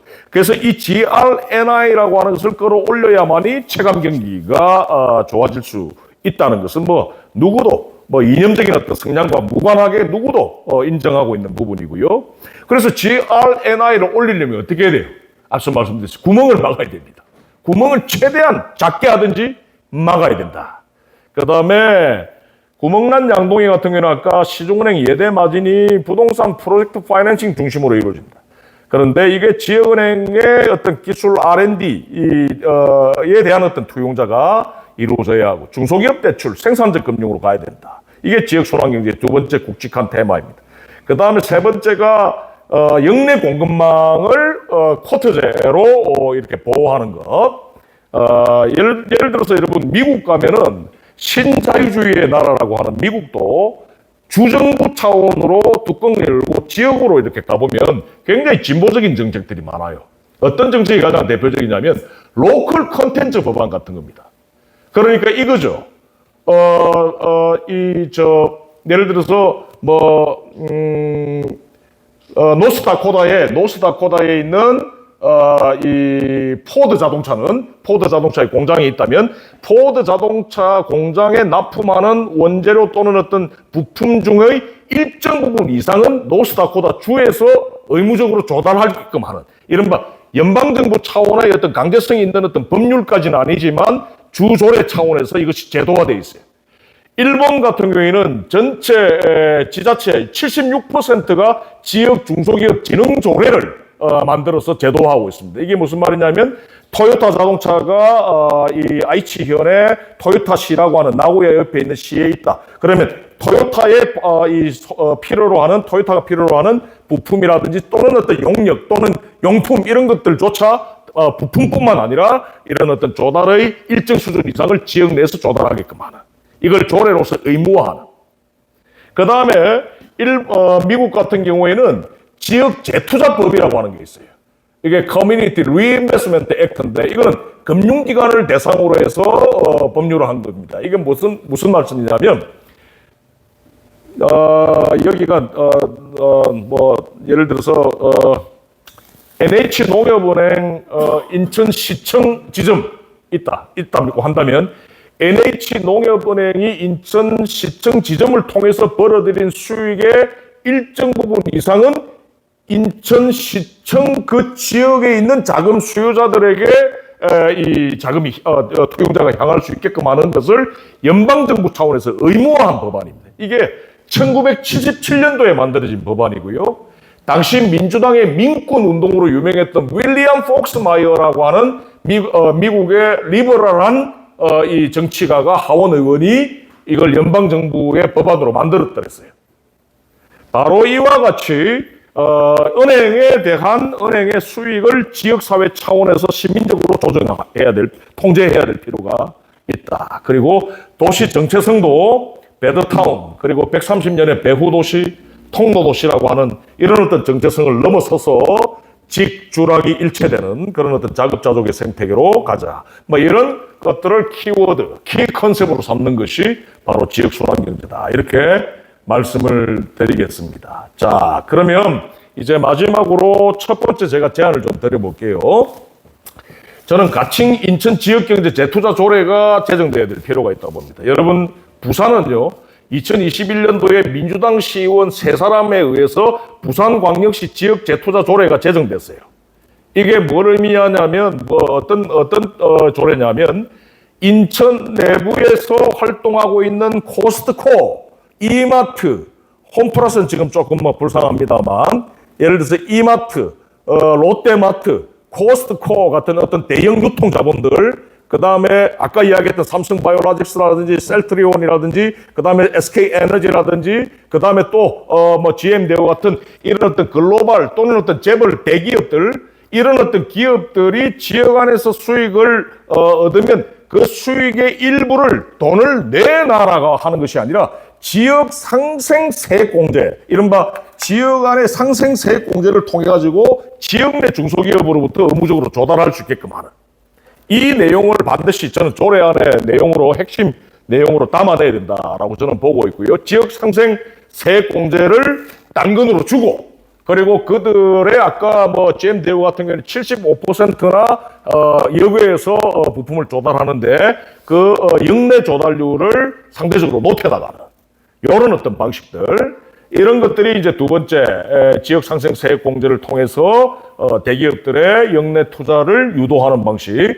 그 다음에 금융기관도 마찬가지로 인천 금융 상생 등급이라고 하는 것을 인천 시민사회가 직접적으로 책정을 해서 NH농협이 또는 뭐 하나은행이, 신한은행이 얼마만큼 지역 내부의 어떤 페이션트 캐피탈을 제공하는지, 지역 경제에 기여하는 어떤 투용자를 제공하는지를 이른바 시민사회가 모니터링하고 이걸 DB화하고 이걸 함께 인천시와 함께 공조를 해서 데이터베이스화해서 이것을 가지고 지역 이 시중은행을 통제해낼 수 있는 것을 조례로 제도화하는 이런 어떤 방식. 이런 어떤 이 조치가 먼저 중요하다고 보고요. 그 다음에 이거 제가 오타인데요. 두 번째 전략은 인천투자은행이 아니라 인천지역공공은행입니다. 우리 박인규 쌤도 이에 대해서 관심 많으셔서 제 연구실에서 또 얘기를 한번 나눈 적이 있었는데요. 지역공공은행은 뭐 이전부터 제가 주장을 했습니다만 유정복 시정부 때 그냥 결국 이게 그냥 나가리가 됐죠. 속된 말로. 지역공공은행이라고 하는 것은요, 인천 지방자치단체가 100% 출자 또는 51%를 출자해서 소유하고, 그리고 인천시의 예산을 전액 또는 일부를 그에 위탁을 해서 예금을 맡겨서 이들이 이른바 지역 내부의 지역 경제 파급 효과가 큰 자금 수요에 대해서 투자 융자를 집중하는 은행, 이걸 인천 지역공공은행이라고 부릅니다. 그런데 여러분 예리한 분들은 감을 잡으셨겠지만 우리나라 은행법이 지방자치단체가 은행에 대해서 15% 이상 지분율을 못 가지게끔 돼 있죠. 예, 그래서 인천시가 직접 이른바 여수신이 다 가능한 은행을 만들어낼 수는 없습니다. 현행법 하에서는. 근데 지금 더불어민주당 송재봉 의원, 허승무 의원 등등 25명이 지금 지역공공은행 특별법안을 발의해놨어요. 그러니까 은행법 규제를 넘어서서 인천광역시가, 부산광역시가 100% 출자해서 완전한 여수신이 가능한 은행을 만들 수 있도록 하는 법안이 지금 발의되어 있는 상태입니다. 그러나 지금 현재 어디까지나 법안이 제정되어 있지 않기 때문에 현행법의 규제 하에서 할 수 있는 지역공공은행 프로젝트라고 하는 것은 인천의 시가, 인천시정부가 출자해서 이른바 대부기관을 하나 만듭니다. 대부기관. 대전광역시도 대부기관을 만들었거든요. 인천광역시가 수신은 불가능하지만 여신이 가능한 이른바 투용자 기관을 만들 수가 있어요. 그럼 이건 은행법하고는 관계가 없습니다. 그래서 수신, 그러니까 예금은 못 받지만 대출과 투자는 가능한 이 조직을 만들어서, 이 기관을 만들어서 인천시가 출자하고, 그리고 인천시의 어떤 그런 정책 자금, 그리고 인천시의 예산의 일부가 거기에 이제 이 저수지에 고일 수 있게끔 해서 부분 보전 또는 보전, 그 다음에 대출의 형태로 충분히 인천 지역의 자금 수요를 케어할 수가 있다. 자, 이것을 파주시에다가 사실은 이 정책 개발을 해서 제안을 해봤는데요. 사실 뭐 광역자치단체가 이 지금 인천형 지역공공은행의 형태로 사실은 이걸 제도화하고 정책화하게 된다면 그 효과는 더욱더 클 수밖에 없습니다. 시간 관계상 일단 좀 넘어가도록 하고요. 이것도 아까 제가 시중은행에 대해서 시민사회가 직접 통제할 수 있는 그런 어떤 지역 금융기관 시민통제법, 아까 미국의 지역 재투자법 얘기하면서 잠깐 언급을 했기 때문에 넘어가도록 하고요. 지금 방금 제가 말씀드렸던 한국형 지역공공은행도 이와 같은 메커니즘으로 제가 설명을 하고 있습니다만은 시간이 많이 지나간 관계로 일단 이것도 좀 스킵을 하도록 하겠습니다. 그리고 인천 이음과 관련해서는 이제 2.0 또는 3.0으로 업데이트 돼야 됩니다. 그죠? 아까 제가 말씀드렸듯이 인천 이음 같은 경우는 모범 사례입니다만 2차 유통에서 현지 잔존율 자체가 굉장히 낮다라고 하는 말씀을 제가 드렸거든요. 그래서 우리 인천의 이음 지역사랑 상품권 자체가 2차 유통, 3차 유통, 즉 N차 유통이 가능한 형태로 블록체인으로 할 수 있습니다. 이거는 기술적으로 아주 간단한 기술이에요. 아주 간단한 어떤 대응이고요. 그래서 이 인천 이음의 N차 유통을 가능한 방식으로 정책을 심화시켜 나가야 될 필요가 있고, 그 다음에 지분형 지역화폐라고 하는 게 있습니다. 그러니까 우리가 어떤 삼겹살 집에 가서 식당에 가서 식사 대금을 지불할 때만 사용하는 것이 아니라 인천 소재의 유망 스타트업 그리고 유망 협동조합 사회적 경제 조직에 대해서 인천 이음으로 소액 지분 투자할 수 있도록 하는 이런 어떤 방식들. 그러면 결국은 소비가 저축이 다시 투자로 이어지면서 진화되면서 영내의 어떤 완결적으로 지역 시민 소득이 돌고 돌 수 있게끔 한다. 이렇게 말씀을 드릴 수가 있겠고요. 그리고 남동 스마트 공급망 공유 플랫폼이라고 제가 그냥 가칭으로 말씀을 드려봤는데요. 영내 기업 간의 어떤 그런 거래가, 산업 거래가 이루어질 때는 오히려 지방세 감면을 해준다든지 하는. 그러니까 이거죠. 남동공단에 있는 볼펜 공장이 볼펜 공장 안에 들어가는 외부 조달하는 핵심적인 부품이 여러분 스프링입니다. 그러니까 볼펜 심은 다 볼펜 공장들이 완결적으로 만들죠. 그런데 볼펜 공장이 주로 외부로부터 조달하는 유력한 부품이 바로 볼펜용 스프링인데, 스프링 충북 제천에서 가지고 온다더라고요. 남동공단의 볼펜 공장이. 그래서 이와 같이 볼펜 공장주가 우리 인천 지역에도 경쟁력 있는 스프링을 만들어낼 수 있는 사업체가 있다라고 하는 그 정보가 이른바 완전한 어떤 형태로 정보가 사실 공유돼야 될 필요가 있습니다. 이러한 어떤 시정부의 인천시정부의 어떤 그런 산업정책 이런 것들이 매우 중요합니다. 그래서 이런 영내 기업 간 B2B 거래가 이루어졌을 때는 파격적인 어떤 지방세 감면 같은 이런 어떤 당근을 줄 수 있는. 그래서 영내 원자재 조달 영내 비중률을 한 20%에서 40% 정도로까지만 올리게 된다면 우리 인천 지역 경제의 어떤 그런 질적인 양상이 판이하게 달라질 것이다. 이렇게 말씀을 드리겠고요. 이제 마지막입니다.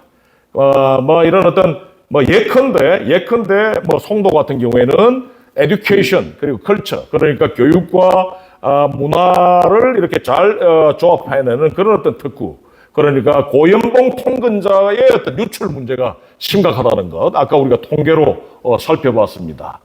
낮에 도시와 밤의 도시의 어떤 이중주, 그죠? 그래서 고연봉 고부가가치 통근자의 정주 여건 혁신을 하는 것. 이건 제가 볼 때는 좀 중요하다고 저는 보고 있고요. 그래서 서울 의존을 차단시키는 것이 중요하다고 보고 있고. 그 다음에 원도심 이런 어떤 재생 프로젝트 재물 포론의 상승이 뭐니 하는데, 저는 원도심의 대기업들의 본사 또는 대기업들의 본사 기능의 일부라도 지역에 착근해서 지역화될 수 있도록 유치될 수 있도록 이들끼리 어떤 컴플렉시티가 구축될 수 있도록 하는 것 매우 저는 중요하다고 저는 보고 있습니다. 그냥 일단 임의적으로 제가 원도심에다가 이런 어떤 대기업 중에서 본사 기능이 지역화되는 것, 본사 기능이, 그리고 또 그 본사 기능을 지원하는 어떤 산업들을 조성하는 것의 장소로 제가 임의로 설정을 해본 거고요. 그 다음에 이제 의료특화단지, 그 다음에 영종 복합리조트 정주형 관광, 이런 것들을 통해서 서울 수도권, 경기도의 어떤 자본을 인천으로 흡수할 수 있게끔 하는 방안, 그리고 골목상권 앵커스토어, 이거 저는 조금 비판적으로 바라보고도 있지만 골목상권의 어떤 앵커스토어를 제도화하는 것, 그리고 오늘 제가 지역 앵커 기관들 얘기를 드렸는데요. 이 앵커 기관들의 조달력이, 자산이, 고용력이 지역 안의 영세자영업자, 협동조합에게 매칭될 수 있도록 하는 것을 조례화하는 것. 예, 지역 공동체부 관련 조례가 반드시 저는 정책화돼야 될 필요가 있다. 이것도 뭐 좀 시간 관계상 스킵을 하도록 하겠습니다. 이제 제게 2분만 주신다면 제가 오늘 숨가쁘게 달려왔는데요. 이 지역 순환 경제의 어떤 정책적인 어떤 체계를 하나의 어떤 슬라이드로 제가 설명한 겁니다. 그러니까 먼저 우리 지역 인천 지역에 들어와 있는 산업자본들이 지역 내에 최대한 어떤 재투자할 수 있도록 유도하는 어떤 조례, 그리고 산업정책, 그리고 지역화폐, 지역사랑상품권, 그리고 인천형 지역공공은행. 그러니까 지역공공은행 특별법이 제정되기 전까지는 아까 말씀드렸던 여신에 특화한 공공적 대부기관을 만들어낼 수가 있다 하는 말씀 드리겠고요. 커뮤니티 웰스 빌딩이라고 하는 것이 뭐냐면 아까 이야기했던 인하대학교의 세탁 발주가 지역 밖으로 빠져나가지 않고 지역을 살려낼 수 있는 커뮤니티의 부로 작동할 수 있게끔 하는 것, 그것을 활성화하는 것을 목표로 하는 조례, 그리고 관련 정책들이 필요하다 이런 말씀 드리겠고요. 그리고 마지막으로 은행들의 지역 재투자를 조례로 의무화하는 이런 어떤 방식의 어떤 정책적인 대응, 시민 실천적인 대응이 필요하겠다 이런 말씀을 드릴 수가 있겠습니다. 그래서 먼저 저는 이번 6.3 지방선거를 계기로 해서 인천경제 주권 선언이 이루어졌으면 좋겠다는 생각을 하고 있는데요. 먼저 소비의 원칙에서는 우리 인천 지역에서 번 돈을 인천의 이웃을 위해서 먼저 사용하고 선순환을 어떤 인천 시민의 의무로 삼는, 그리고 금융의 주권, 자산을 지역금융에 우선 예치하고 중소기업을 외면하는 은행에 대해서 우리가 정당한 어떤 시민적 보이콧을 발휘할 수 있게 하는, 그리고 인천에 뿌리를 둔 대기업은 이윤을 지역인재 육성이라든지 지역 내 산업에 대한 어떤 재투자에 대한 이 재투자를 의무적으로 시행하는, 그리고 인천시와 앵커기관은 지역업체를 우선 조달하고 역외 유출 방지 지표를 투명하게 공표하는, 이런 것들이 제도화되었을 때에 제가 시뮬레이션을 돌려보니까 2045년도에 지역 총소득이 94조 원에서 185조 원, 시민 1인당 가처분 소득이 2,800만 원에서 5,500만 원 늘어나고요. 역외 소비 유출액은 12조 원에서 2.5조 원으로, 역내 금융 재투자는 15조 원에서 55조 원으로 폭발적으로 성장하게 될 것입니다. 그래서 오늘 제가 말씀드린 것들을 통해서 아까 제가 말씀드렸던 수익, 대기업 수익의 1%, 그리고 은행 자금의 1%만 사실은 돌아도, 지역 안에서만 돌아도 아까 이 큰 지역 경제의 어떤 효과를 발휘할 수 있다는 말씀 제가 드렸는데요. 이 시뮬레이션 같은 경우에는 그 구멍 전체 유출액의 10% 정도를 낮췄을 때의 시뮬레이션입니다. 이렇게 지역 경제가 크게 달라진다. 이른바 이 지역 경제, 이런 어떤 시뮬레이션 결과는 지역 경제의 어떤 양적 성장뿐만 아니라 질적인 어떤 윤택함, 질적인 어떤 풍요로움을 담보하는 그런 어떤 수치임에 틀림없습니다. 그래서 돈이 나가지 않고 사람이 떠나지 않고 이윤이, 수익이 골목까지 스며드는 것이 인천의 부를 인천으로 돌리는 거대한 어떤 순환의 바퀴가 움직이게 하는 그런 어떤 변곡점이 저는 이번 6.3 지방선거가 될 수 있으면 좋겠다는 생각을 마지막으로 드리면서요. 오늘 제 발제를 이 정도로 정리하도록 하겠습니다. 고맙습니다.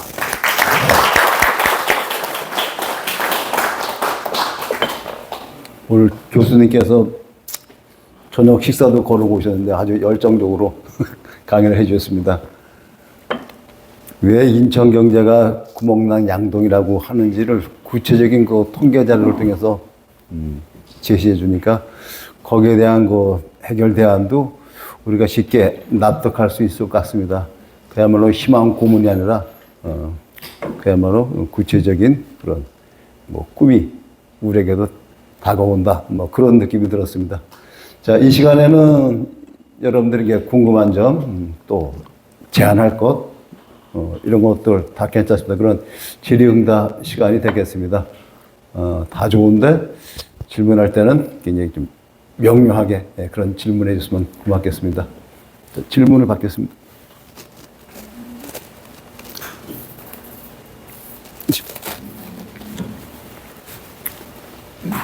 질문이라고 하기보다 지역 순환 경제라는 게 지금 말씀 듣고 제가 이제 드는 생각은 이게 상당히 이 지역 공동체 의식을 가지시고 지역의 발전을 위해서 이렇게 연구를 하셨다는 생각도 들었고요. 이게 지역 내 자립경제 체제를 만들어 나가는 초석이다. 그러려면 국가적 차원에서 지금 우리는 해방 이후에 뭐 자립경제 체제 조건이 안 되기 때문에 의존경제 체제로 계속해 왔는데 지금부터라도 이런 그 지역 순환 경제를 시장하실 분들이 좀 듣고 이런 방향으로 나아가기 시작해서 한국 사회 전체가 이렇게 자립경제 체제로 나가야 된다. 그런 생각이 들어서 참 강연이 좋았다는 뭐 그런 생각이 듭니다. 감사합니다.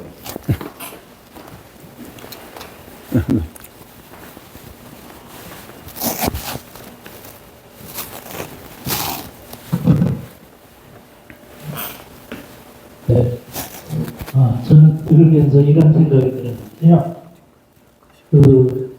말하자면, 이 서울이라는 게 있고, 인천이라는 게 있으면, 서울로 이렇게 유출되는 인천의 물을 일로 가져오자.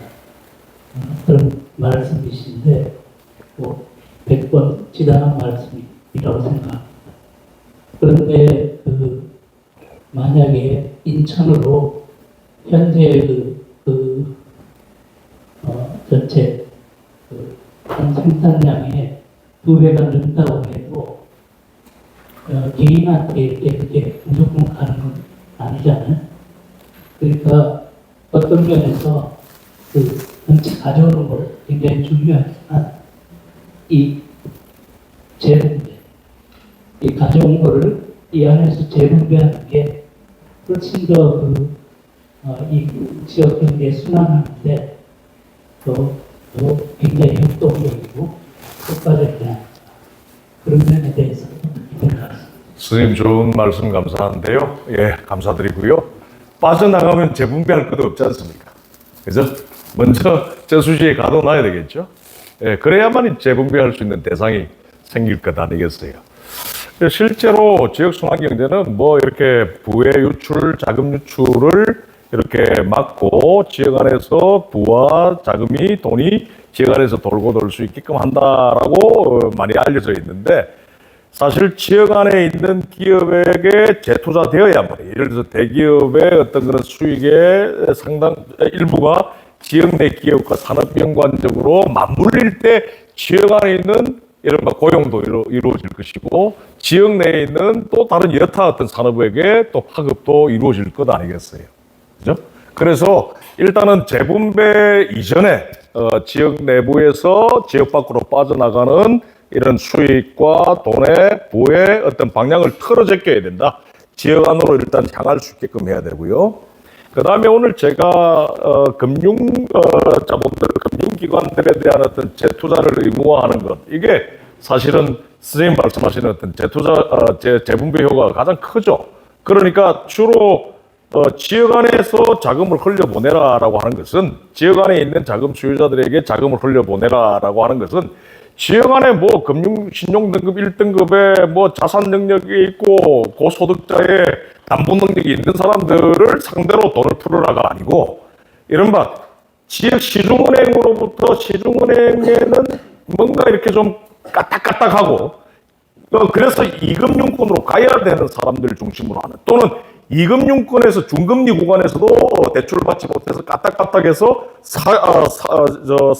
이른바 사금융으로 갈 수밖에 없는 이런 사람들을 구제해야 되는 것을 사실은 이 내포하고 있는 것이 은행 자금의 어떤 지역 재투자 의무화인 겁니다. 그런 면에서 충분히 이제 제 말씀하시는 어떤 재분배 효과라고 하는 것은 아주 크다고 말씀드릴 수가 있겠죠.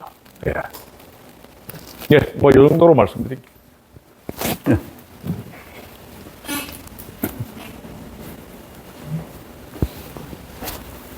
잘 몰라서 GTX는 이제 있다고 할 건데 그리고 인천이 이제 인구가 많다고 자랑하잖아요. 300만 넘었다고. 그 300만 넘는 사람들은 서울로 출퇴근을 해야 되는데 저희 아파트도 근사한 상가를 저희가 청동했거든요. 일단 집에 오면 폐기치가 돼가지고 아무것도 할 수가 없어요. 그런 상황에서 인구를 자꾸 늘리는 게 괜찮나?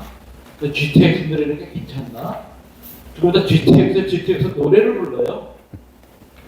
그렇다면 뭐 이런 거 생기면 대구도 은행이 아니라 병원부터 망한다던데 과연 인구 늘어나는 게 과연 장땡이냐? 기껏들 많아지니까 지청에서 그럴지 몰라도 그럴 것 같지 않거든요.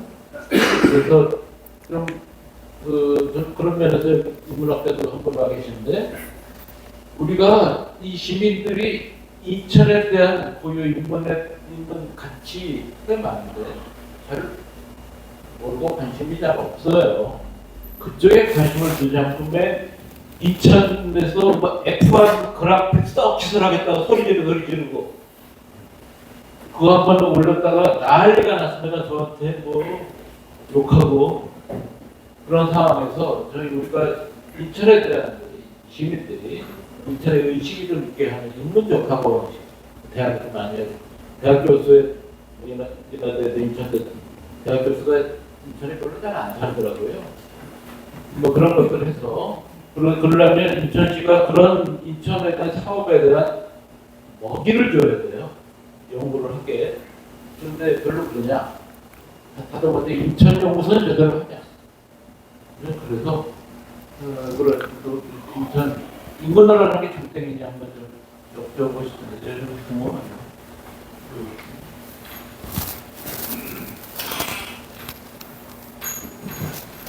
예, 박병상 박사님 말씀 전적으로 동의하고요. 질문이라기보다는 코멘트라고 생각을 해서 딱히 드릴 말씀은 없는데, 제가 오늘 말씀드린 것이 외연적 성장보다는 이른바 내연적 발전을 강조하는 것이기 때문에 전적으로 동의합니다. 제가 이 지역경제 연구를 하면서요, 전 세계 도시 한 150여 군데를 이렇게 답사를 하고 돌아다닌 바가 있습니다. 제가 제일 인상적이었던 것이 일본의 그 후지산이 있고요. 후지산 도쿄 쪽 말고, 동경 쪽 말고, 후지산 서쪽, 그러니까 이 나가노현이라고 이 서쪽으로 이렇게 내려오면, 나가노현에 사카에 마을이라고 하는 작은 마을이 있습니다.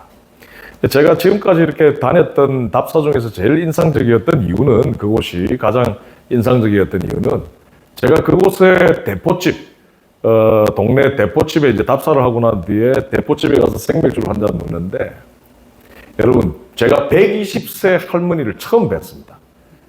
연배 나이 120살인 어른을 제가 그때 제 인생에서 처음 뵀어요. 그런데 그 연령이 많은 초고령 할머니를 뵌 것이 제게 매력적이었던 건 아니고, 저와 이제 저희 같이 갔던 연구자들이 앉아 있었고요. 그 바로 옆에 그 할머니가 앉아 계셨는데, 그 할머니의 코멘트가 저는 지금도 잊을 수가 없어요. 그 할머니 말씀 들어보니까 이런 말씀 하시더라고요. 120세의 할머니가 지금 이온이라고 하는, 우리로 이야기하면 여러분 이마트, 롯데마트와 같은 대형 유통자본입니다. 이온이라고 하는 대형 유통자본이 지금 우리 동네 반경 5km 안에 입지된대. 곧 들어오게 된대. 자, 그렇게 되면 우리 지역에 있는 소상공인들, 이 상권은 40%가량, 무려 40%가량 줄어들 것이다. 매출이 줄 것이다. 이거 어떻게든 막아야 된다라고 하는 얘기를 120세 할머니가 옆에서 하시더라고요. 저희 연구팀의 본 주제이기도 한데 120세 할머니가 그 말씀을 하시길래 제가 캐물었죠. 할머니 어떻게 이런 문제의식을 가지시게 됐느냐.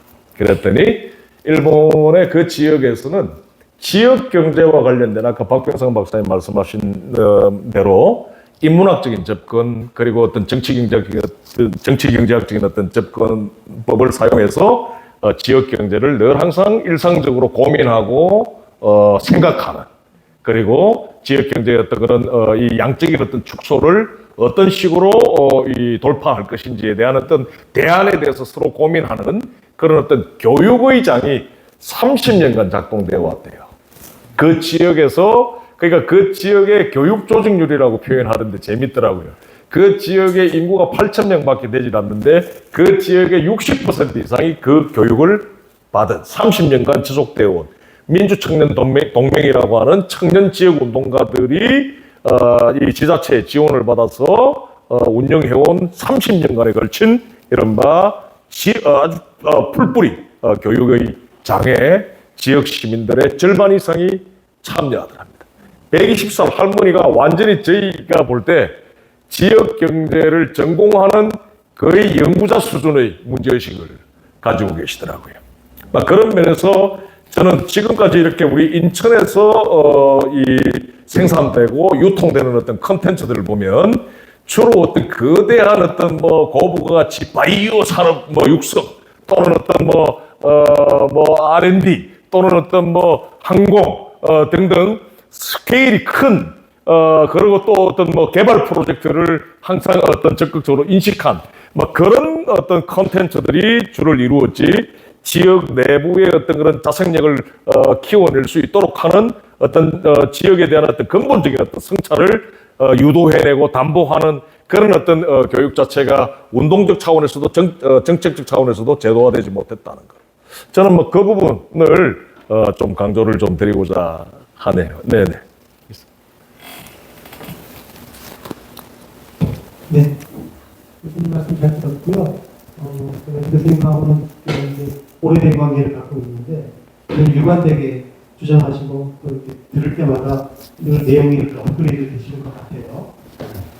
굉장히 좋고요. 오늘 말씀 잘 들었고요. 이제 우리가 이제 우리 사회가 갖고 있는 문제 중에 특히 이제 중앙집권의 문제, 반대로 얘기하게 되면 자치분권의 문제가 취약한 이런 사회라고 얘기하고 있지 않습니까? 그 자치분권 중에 특히 취약한 게 사실 지정보고하는 게 취약하고요. 아시다시피 그런 의미가 공유화되어 있는 건데 늘 이제 자치분권을 강화시킨다고 하는데 그 중에 이제 지정국보와 관련된 문제가 있고요.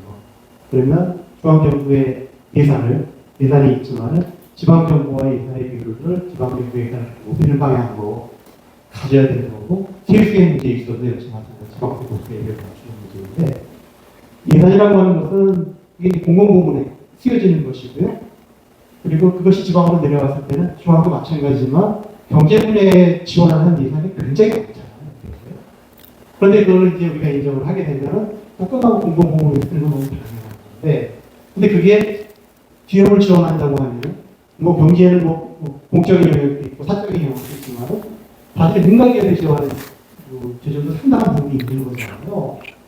그런데 그 돈이 어떻게 쓰여지고 있는가라고 봤을 때는 기업의 예를 들어 생산 유통자금을 지원하거나 그런 걸 얘기하는 거긴 하지만 어쨌든 그런 지원하기 위한 인프라를 구축한다거나 이런 것이 결국 기업의 이익으로 돌아가게 되는 것이죠.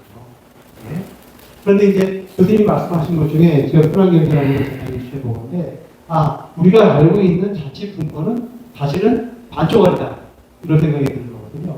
그러니까 공공부문이 담당할 수 있는 경제공백의 지원이라고 하는 것은 존재하고 있는데 그런 지역사회의 경제 발전을 이루고 시민들의 삶을 좀 더 풍요롭게 하기 위해서는 사실은 시장에서 돌아가고 있는 민간 영역에서 돌아가는 부분들이 어떻게 조금 더 공적인 의미를 갖고 쓰여질 것인가라고 하는 그런 부분인데 저는 그런 측면에서 이 지역 순환경제가 갖고 있는 중요한 의미가 있다고 생각하고요. 그 의미가 우리가 마치 너무 이제 반쪽으로 쫙 잘라서 그렇긴 하지만 그 자치분권이 갖고 있는 경제적 측면에서의 자치분권이 갖고 있는 그 의미의 취약성이라고 하는 부분들, 부족한 부분을 저는 교수님 말씀하신 지역 수락경제로 메꿔야 된다고 생각을 하거든요. 두 가지 같이 갈 때 저는 지역사회의 지역경제의 발전이라는 것과 지역 시민들의 이런 어떤 반려진 현상이라는 것이 같이 갈 거라고 생각을 합니다. 그런 측면에서 굉장히 의미가 있다고 생각을 하고요. 그런데 왜 교수님이 굉장히 오랫동안 이제 강주에 오셨고 주연에 오셨던 것이 왜 이게 중앙정부든 지역이든 잘 수용이 안 될까? 라고는 문제에 저도 이제 고민을 하게 되는데, 근데 하나는 뭐 지방자치단체의 장이 무지해서 이걸 잘 몰라서 그렇기 때문에 그럴 수도 있고요. 그 다음에 또 하나는 이런 지역 순환 경제나 또 교수님 좀 이렇게 좀 굉장히 관심을 갖고 계신 뭐 사회적 경제 또 사회연대 경제라고 하는 부분이 갖고 있는 굉장히 왜곡되어 있는 이데올로기적인 지표들, 이런 부분이 같이 작동을 하고 있다고 생각을 하는데, 그런 측면에서 봤을 때 저는 이게 무시가 됐든 아니면 이데올로기 씌워져 있든 이런 부분들을 혁파해야 되는데, 저는 상당히 많은 소위 말해서 다 아시다시피 소위 말하는 리버럴한 정당의 정치인들이 여전히 마찬가지로 그런 사고에서 크게 벗어나지 못하고 있는 문제가 되게 크다고 생각을 하거든요. 그래서 그런 문제를 우리가 어떻게 깰 건가 라고 하는 부분이 고민이 되는 건데, 제가 교수님 얘기를 거의 뭐 비슷한 얘기를 20년 가까이 들어오고 있음에도 불구하고 왜 이렇게 수용이 잘 안 되는가라고 하는 부분이 우리 정치가 안고 있는, 우리 정치인들이 안고 있는 문제라고 생각하기 때문에 이번 지방선거를 통해서 그런 것들을 좀 한 단계라도 좀 더 업그레이드 할 수 있는 그런 과정이 좀 됐으면 좋겠다, 그런 말씀을 드리고 싶습니다. 박인규 쌤, 박인규 쌤 말씀 저는 뭐 전적으로 200%, 300% 동의하고요. 뼈 아픈 얘기이신데 그 녹아든 함의가 아주 풍요로운 것 같습니다. 이게 참 재미있게도요, 오늘 제가 말씀드린 어떤 이 지역 순환 경제의 세계적인 모범 사례 도시들을 보면 프랑스의 스트라스부르가 있고요, 미국의 클리블랜드라고 하는 시가 있고요, 영국의 프레스톤이라고 하는 시가 있고, 일본의 이시카와 현에 여러분 잘 아시는 가나자와라고 하는 리틀 교토라고 하는 곳이 있습니다. 이런 등등 세계적인 어떤 지역 순환 경제, 그러니까 구멍을 털어막는 시민 실천적 그리고 정책적인 어떤 대응이 성공적으로 펼쳐졌던 도시의 한결같은 공통점은 방금 우리 박인규 선생님 말씀하셨던 자치분권의 정도가 굉장히 높은 도시들입니다. 그래서 이 지역 순환 경제라고 하는 것의 가장 중요한 목적이 무엇이냐 하면, 이 지역에 들어온 어떤 자본에 대한 대자본에 대한 어떤 시민적 통제력, 그러니까 지역 사회가 얼마만큼 자본을 통제해내는지, 무슨 때려잡자가 아니고 얼마만큼 수익을 지역 안으로 재투자할 수 있게끔 유도해내고 하면서 자본의 어떤 그런 수익 극대화 야욕의 약간의 어떤 시민적 균열을 일으키는 거예요. 시민사회가 자본을 통제해내는 거죠, 밑에서부터. 그걸 이제 저희 지역순환경제론에서는 지역의 대항력 또는 지역력이라고 해요. 지역력. 그래서 이 지역력이 지역순환경제에 대해서는 지역순환경제에 있어서는 매우 중요한 역량이 되는데, 그 지역력을 높은 수준으로 발휘하는 도시들은 한결같이 자치가 항상화되어 있고, 자치가 제도화되어 있고, 분권의 정도가 굉장히 큰 그런 도시들하는 거죠.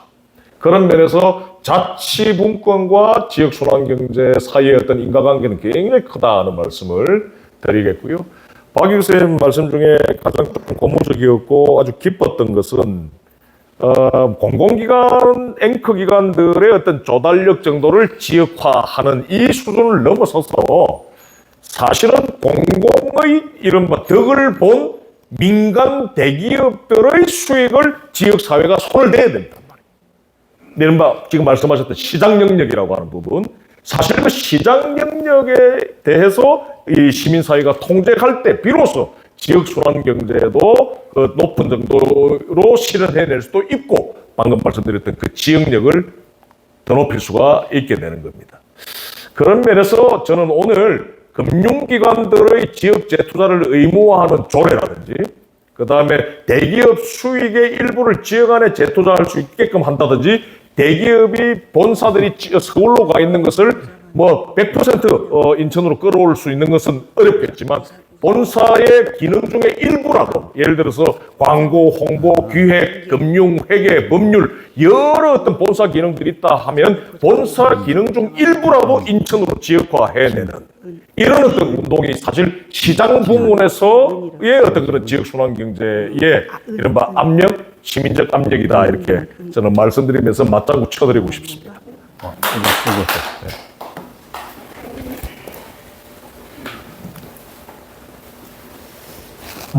잘 들었습니다. 아까 박은규 대표 말씀대로 얘기를 15년 전부터 들어왔습니다. 왜 안 실행이 안 될까라는 부분은 좀 더 이런 부분이 좀 보완됐으면 좋겠다라고 말씀을 드리면서 지금 이 부분에 대한 연구를 말씀드리고 싶어요. 8년 전에도 동남권 시장으로 제2의 쪽이 있고 그때도 X2Y2 이런 DRT 이런 얘기를 해왔습니다. 근데 이 얘기들의 대부분은 인천에서 서울 가는 방법을 얘기한단 말이에요. 근데 이미 말씀드렸죠. 제가 직접적으로 경험하는 거는 대개 파티마 병원이라고 기억하시죠? 우리 나이대가 되는 파티마 병원. 그 병원 거의 망했습니다. 왜 그랬냐면 GTX, KTX 생각한 다음에 여기 앉아있을 필요가 없어요. 서울 다 온다는 거죠. 서울대 교수들이 하는 얘기. 제가 지역 컨설팅을 해서 회사 다닐 때 대구하고 강릉하고 했는데 강릉 똑같은 얘기 하는 거예요. 그거 잘 끌리고 나니까 경춘 가도 잘 끌리고 나니까 서울 사람들이 와서 쓰레기만 버리는 거예요. 하루는 안 왔어요. 그리고 예전에는 국도 타고 다니니까 나도 쉬면서 동네에 나오는 좀 못생긴 아이들 찾고 이랬을 때 그런 게 없었어요. 이게 가장 좋은 방법이냐. 지금도 공약들을 보면서 그런 것들이 나와 있는데, 근데 그 공약들은 다 나쁘다고 할 수 없는 게, 사실은 저쪽 부평 이런 쪽에서, 저쪽 계양 이런 쪽에서 사실은 남도보다 하기 힘들어요.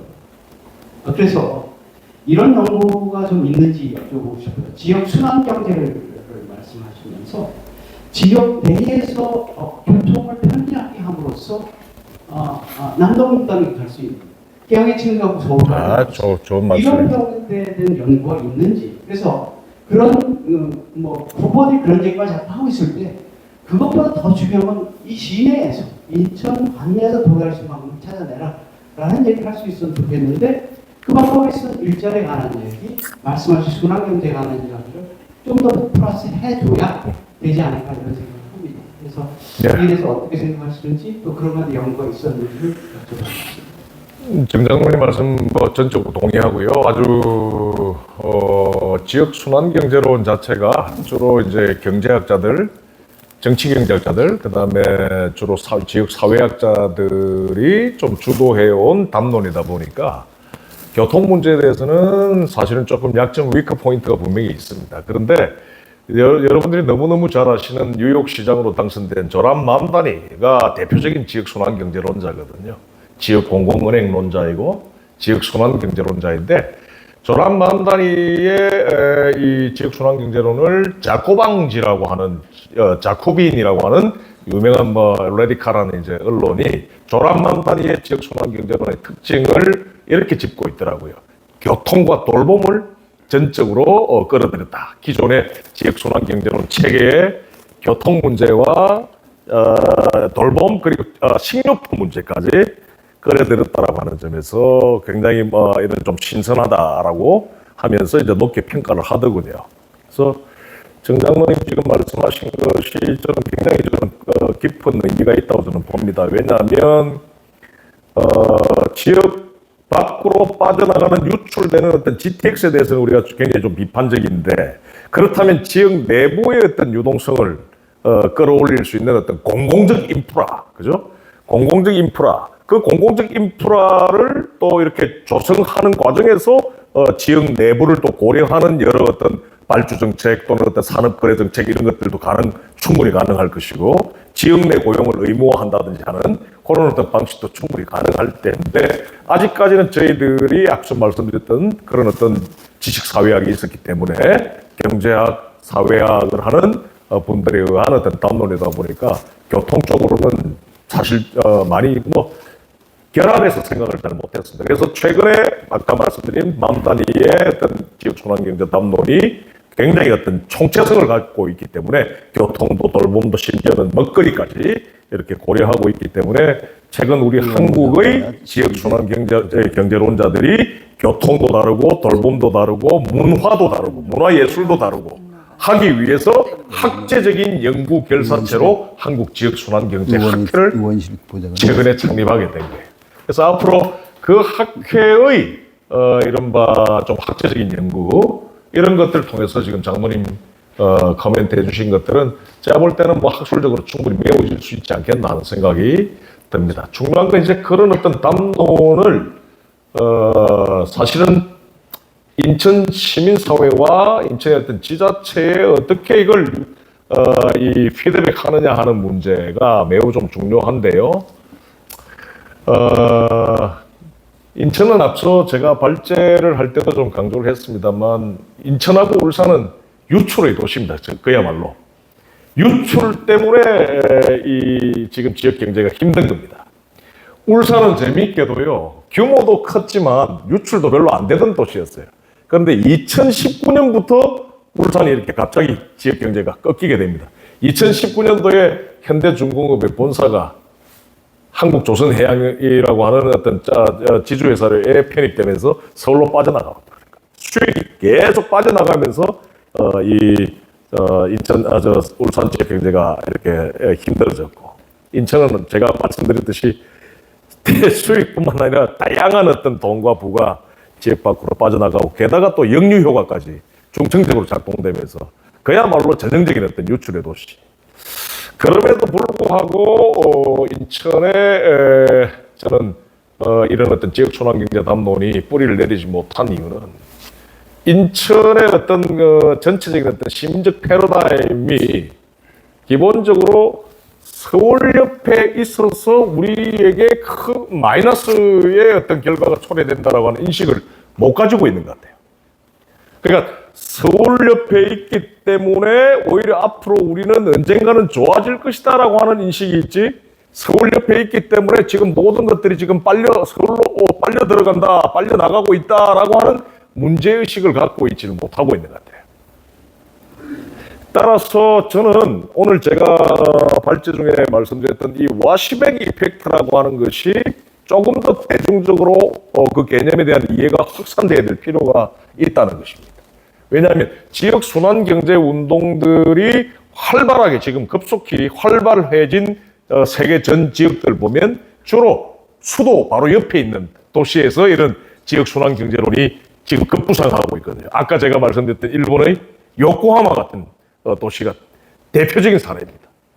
그래서 저는 그런 어떤 역류 효과라고 하는 것을 이런 어떤 우리 지역 정치판에서도 그리고 시민 사회에서도 이걸 대중화된 어떤 언어와 대중화된 어떤 수사로 이걸 좀 시민들에게 제대로 좀 알려야 될 필요가 있는 그런 어떤 생각들을 평소에 좀 많이 하고 있는데요. 네, 그 생각을 좀 공유해 봅니다. 말씀하신 건 다 저는 전적으로 동의하고 있습니다. 딱 한 번만 질문 더 받겠습니다. 자, 없습니까? 지방선거 때문에 굉장히 바쁜 시기인데 저희 생평회원에서만 9분이 이제 출마를 했는데 상당히 좀 본선에 많이 진출했습니다. 오늘 근데 그분들이 좀 많이 안 오시고 저기 뒤에 우리 김보식 회원님 부평에서 출마하셨는데 참석했습니다. 고맙습니다. 그리고 또 이 자리에 그 정당에서 박찬대 그 의원실인가요? 거기 이제 전지현 그 보좌관이 모였습니다.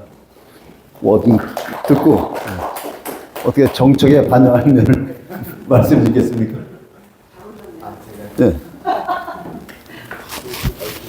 원래 좀 많이 보셔야 되는데. 지금의 선거 예비 후보이라는 것 저희가 지금 공약 발언이나 이런 것들은 사실 좀 필요한 부분이 있어서 말씀해 주시는 부분 그 지도를 쓰는 양도를 쓰는 뭐 말씀해 주시는 것들 중에 그 저희도 관련해서 내용들이나 이런 것들에 좀 인지하고 사실 국회에서도 좀 많이 반영하려고 했던 부분들도 있고 사실 그것 중에 하나가 지역화폐 이제 2018년도에 지역화폐라는 것이 2017년도에 법제화된 그런 부분이 하나의 그 연속성 있는 과정 중에 하나죠. 그런 부분들이 지역적 투자나 이런 것들이 아마 조금 더 활성화되는 데 있지 않을까 싶고요. 조금 좀 뭐 트렌디한 부분이라고 좀 말씀을 드리게 되면은 제가 서울 쪽에 있는 의원실이랑 같이 토론을 했었는데 서울 쪽에 강서, 금천 이쪽에 있는 그 지자체, 기초자치자체에서 이런 고민을 하고 있습니다. 우리 시민들이 자꾸 인천으로 빠져나간다. 이런 고민을 하고 있습니다.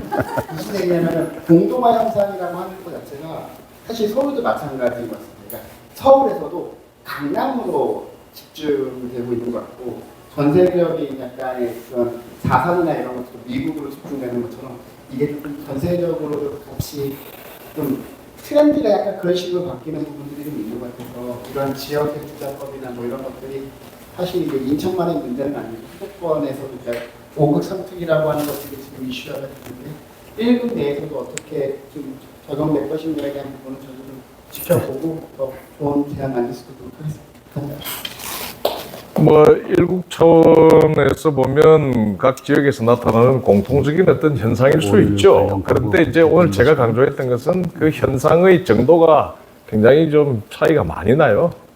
뭐 소득 유출 수준이나 보는 소득 유출 수준이나 은행 자금 뭐 예대율은 굉장히 높게 나타나면서도 은행 자금이 실질적으로는 뭐 전체 어떤 120조 중에서 35%나 서울로 빠져나가는 이 수치가 솔직히 좀 엽기적입니다.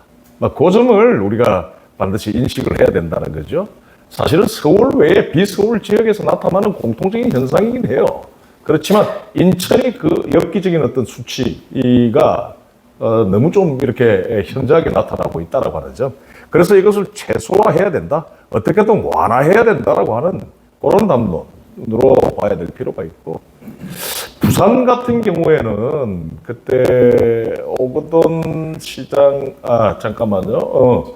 그때 부산에서 민주당이 한번 싹쓸이를 한 적이 있어요. 그 지방선거에서. 그때가 5년, 4년 전이, 8년 전입니까?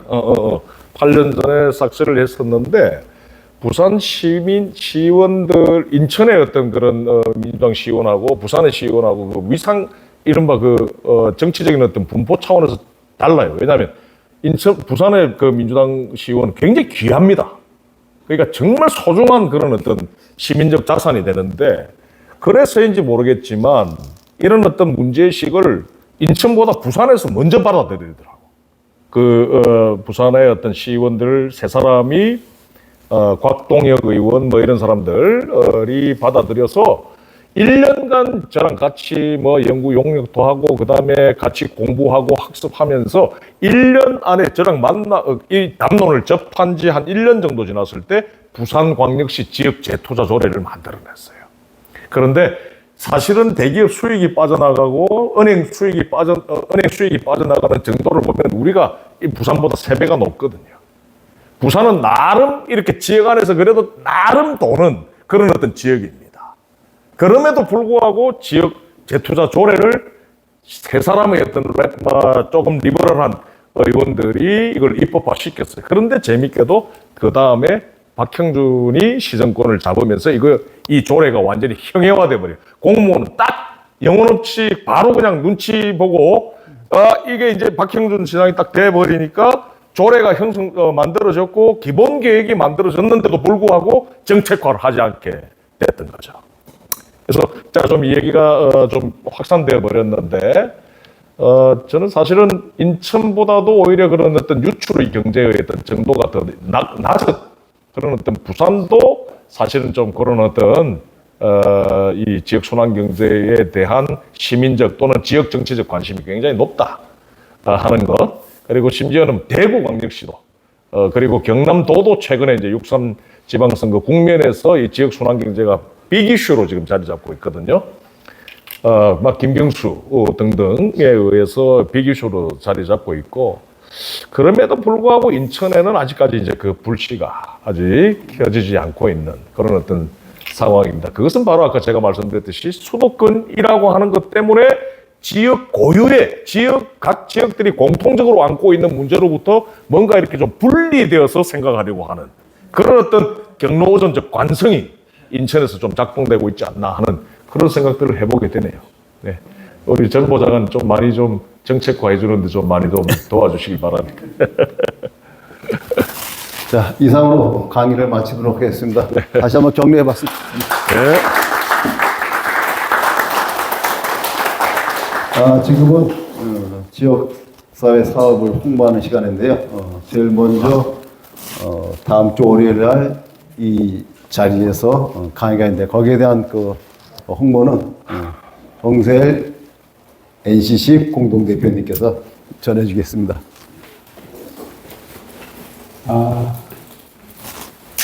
저기 교수님, 장모님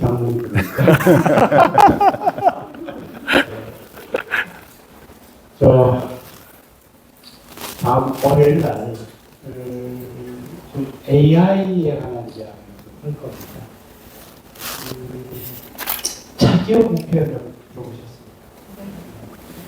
찾아보시면 나올 텐데 얼마 전에 그 국제기구 6개 국제기구 ILO라든지 그다음에 세계보건기구라든지 이런 6개 국제기구를 대한민국에 AI 허브를 대한민국에 유치하겠다라는 LOI, 그러니까 레터 오브 인텐트, 그러니까 의향서를 사인했습니다. 그걸 한 사람, 실질적으로 한 오산 지역구에 가진 국회의원이신데 이분이 핫해서 특히 AI 허브 국제도시, 국제기후병을 인천에도 좀 와야 되겠다는 욕심이 좀 있어서 이걸 섭외했습니다. 인천 HC하고 생명평화 포럼에서 공동 주관해서 이 자리에서 하는데 제목은 AI 기본사회 생명을 위한 공공지능, 그러니까 이제 인공지능이라고 얘기하는 것들이 산업화, 경쟁력을 키우는 얘기들도 다 있잖아요. 그래서 이래서는 안 되겠다는 생각을 가졌고요. 그래서 오 의원이 사실은 국경없는 의사회 출신이에요.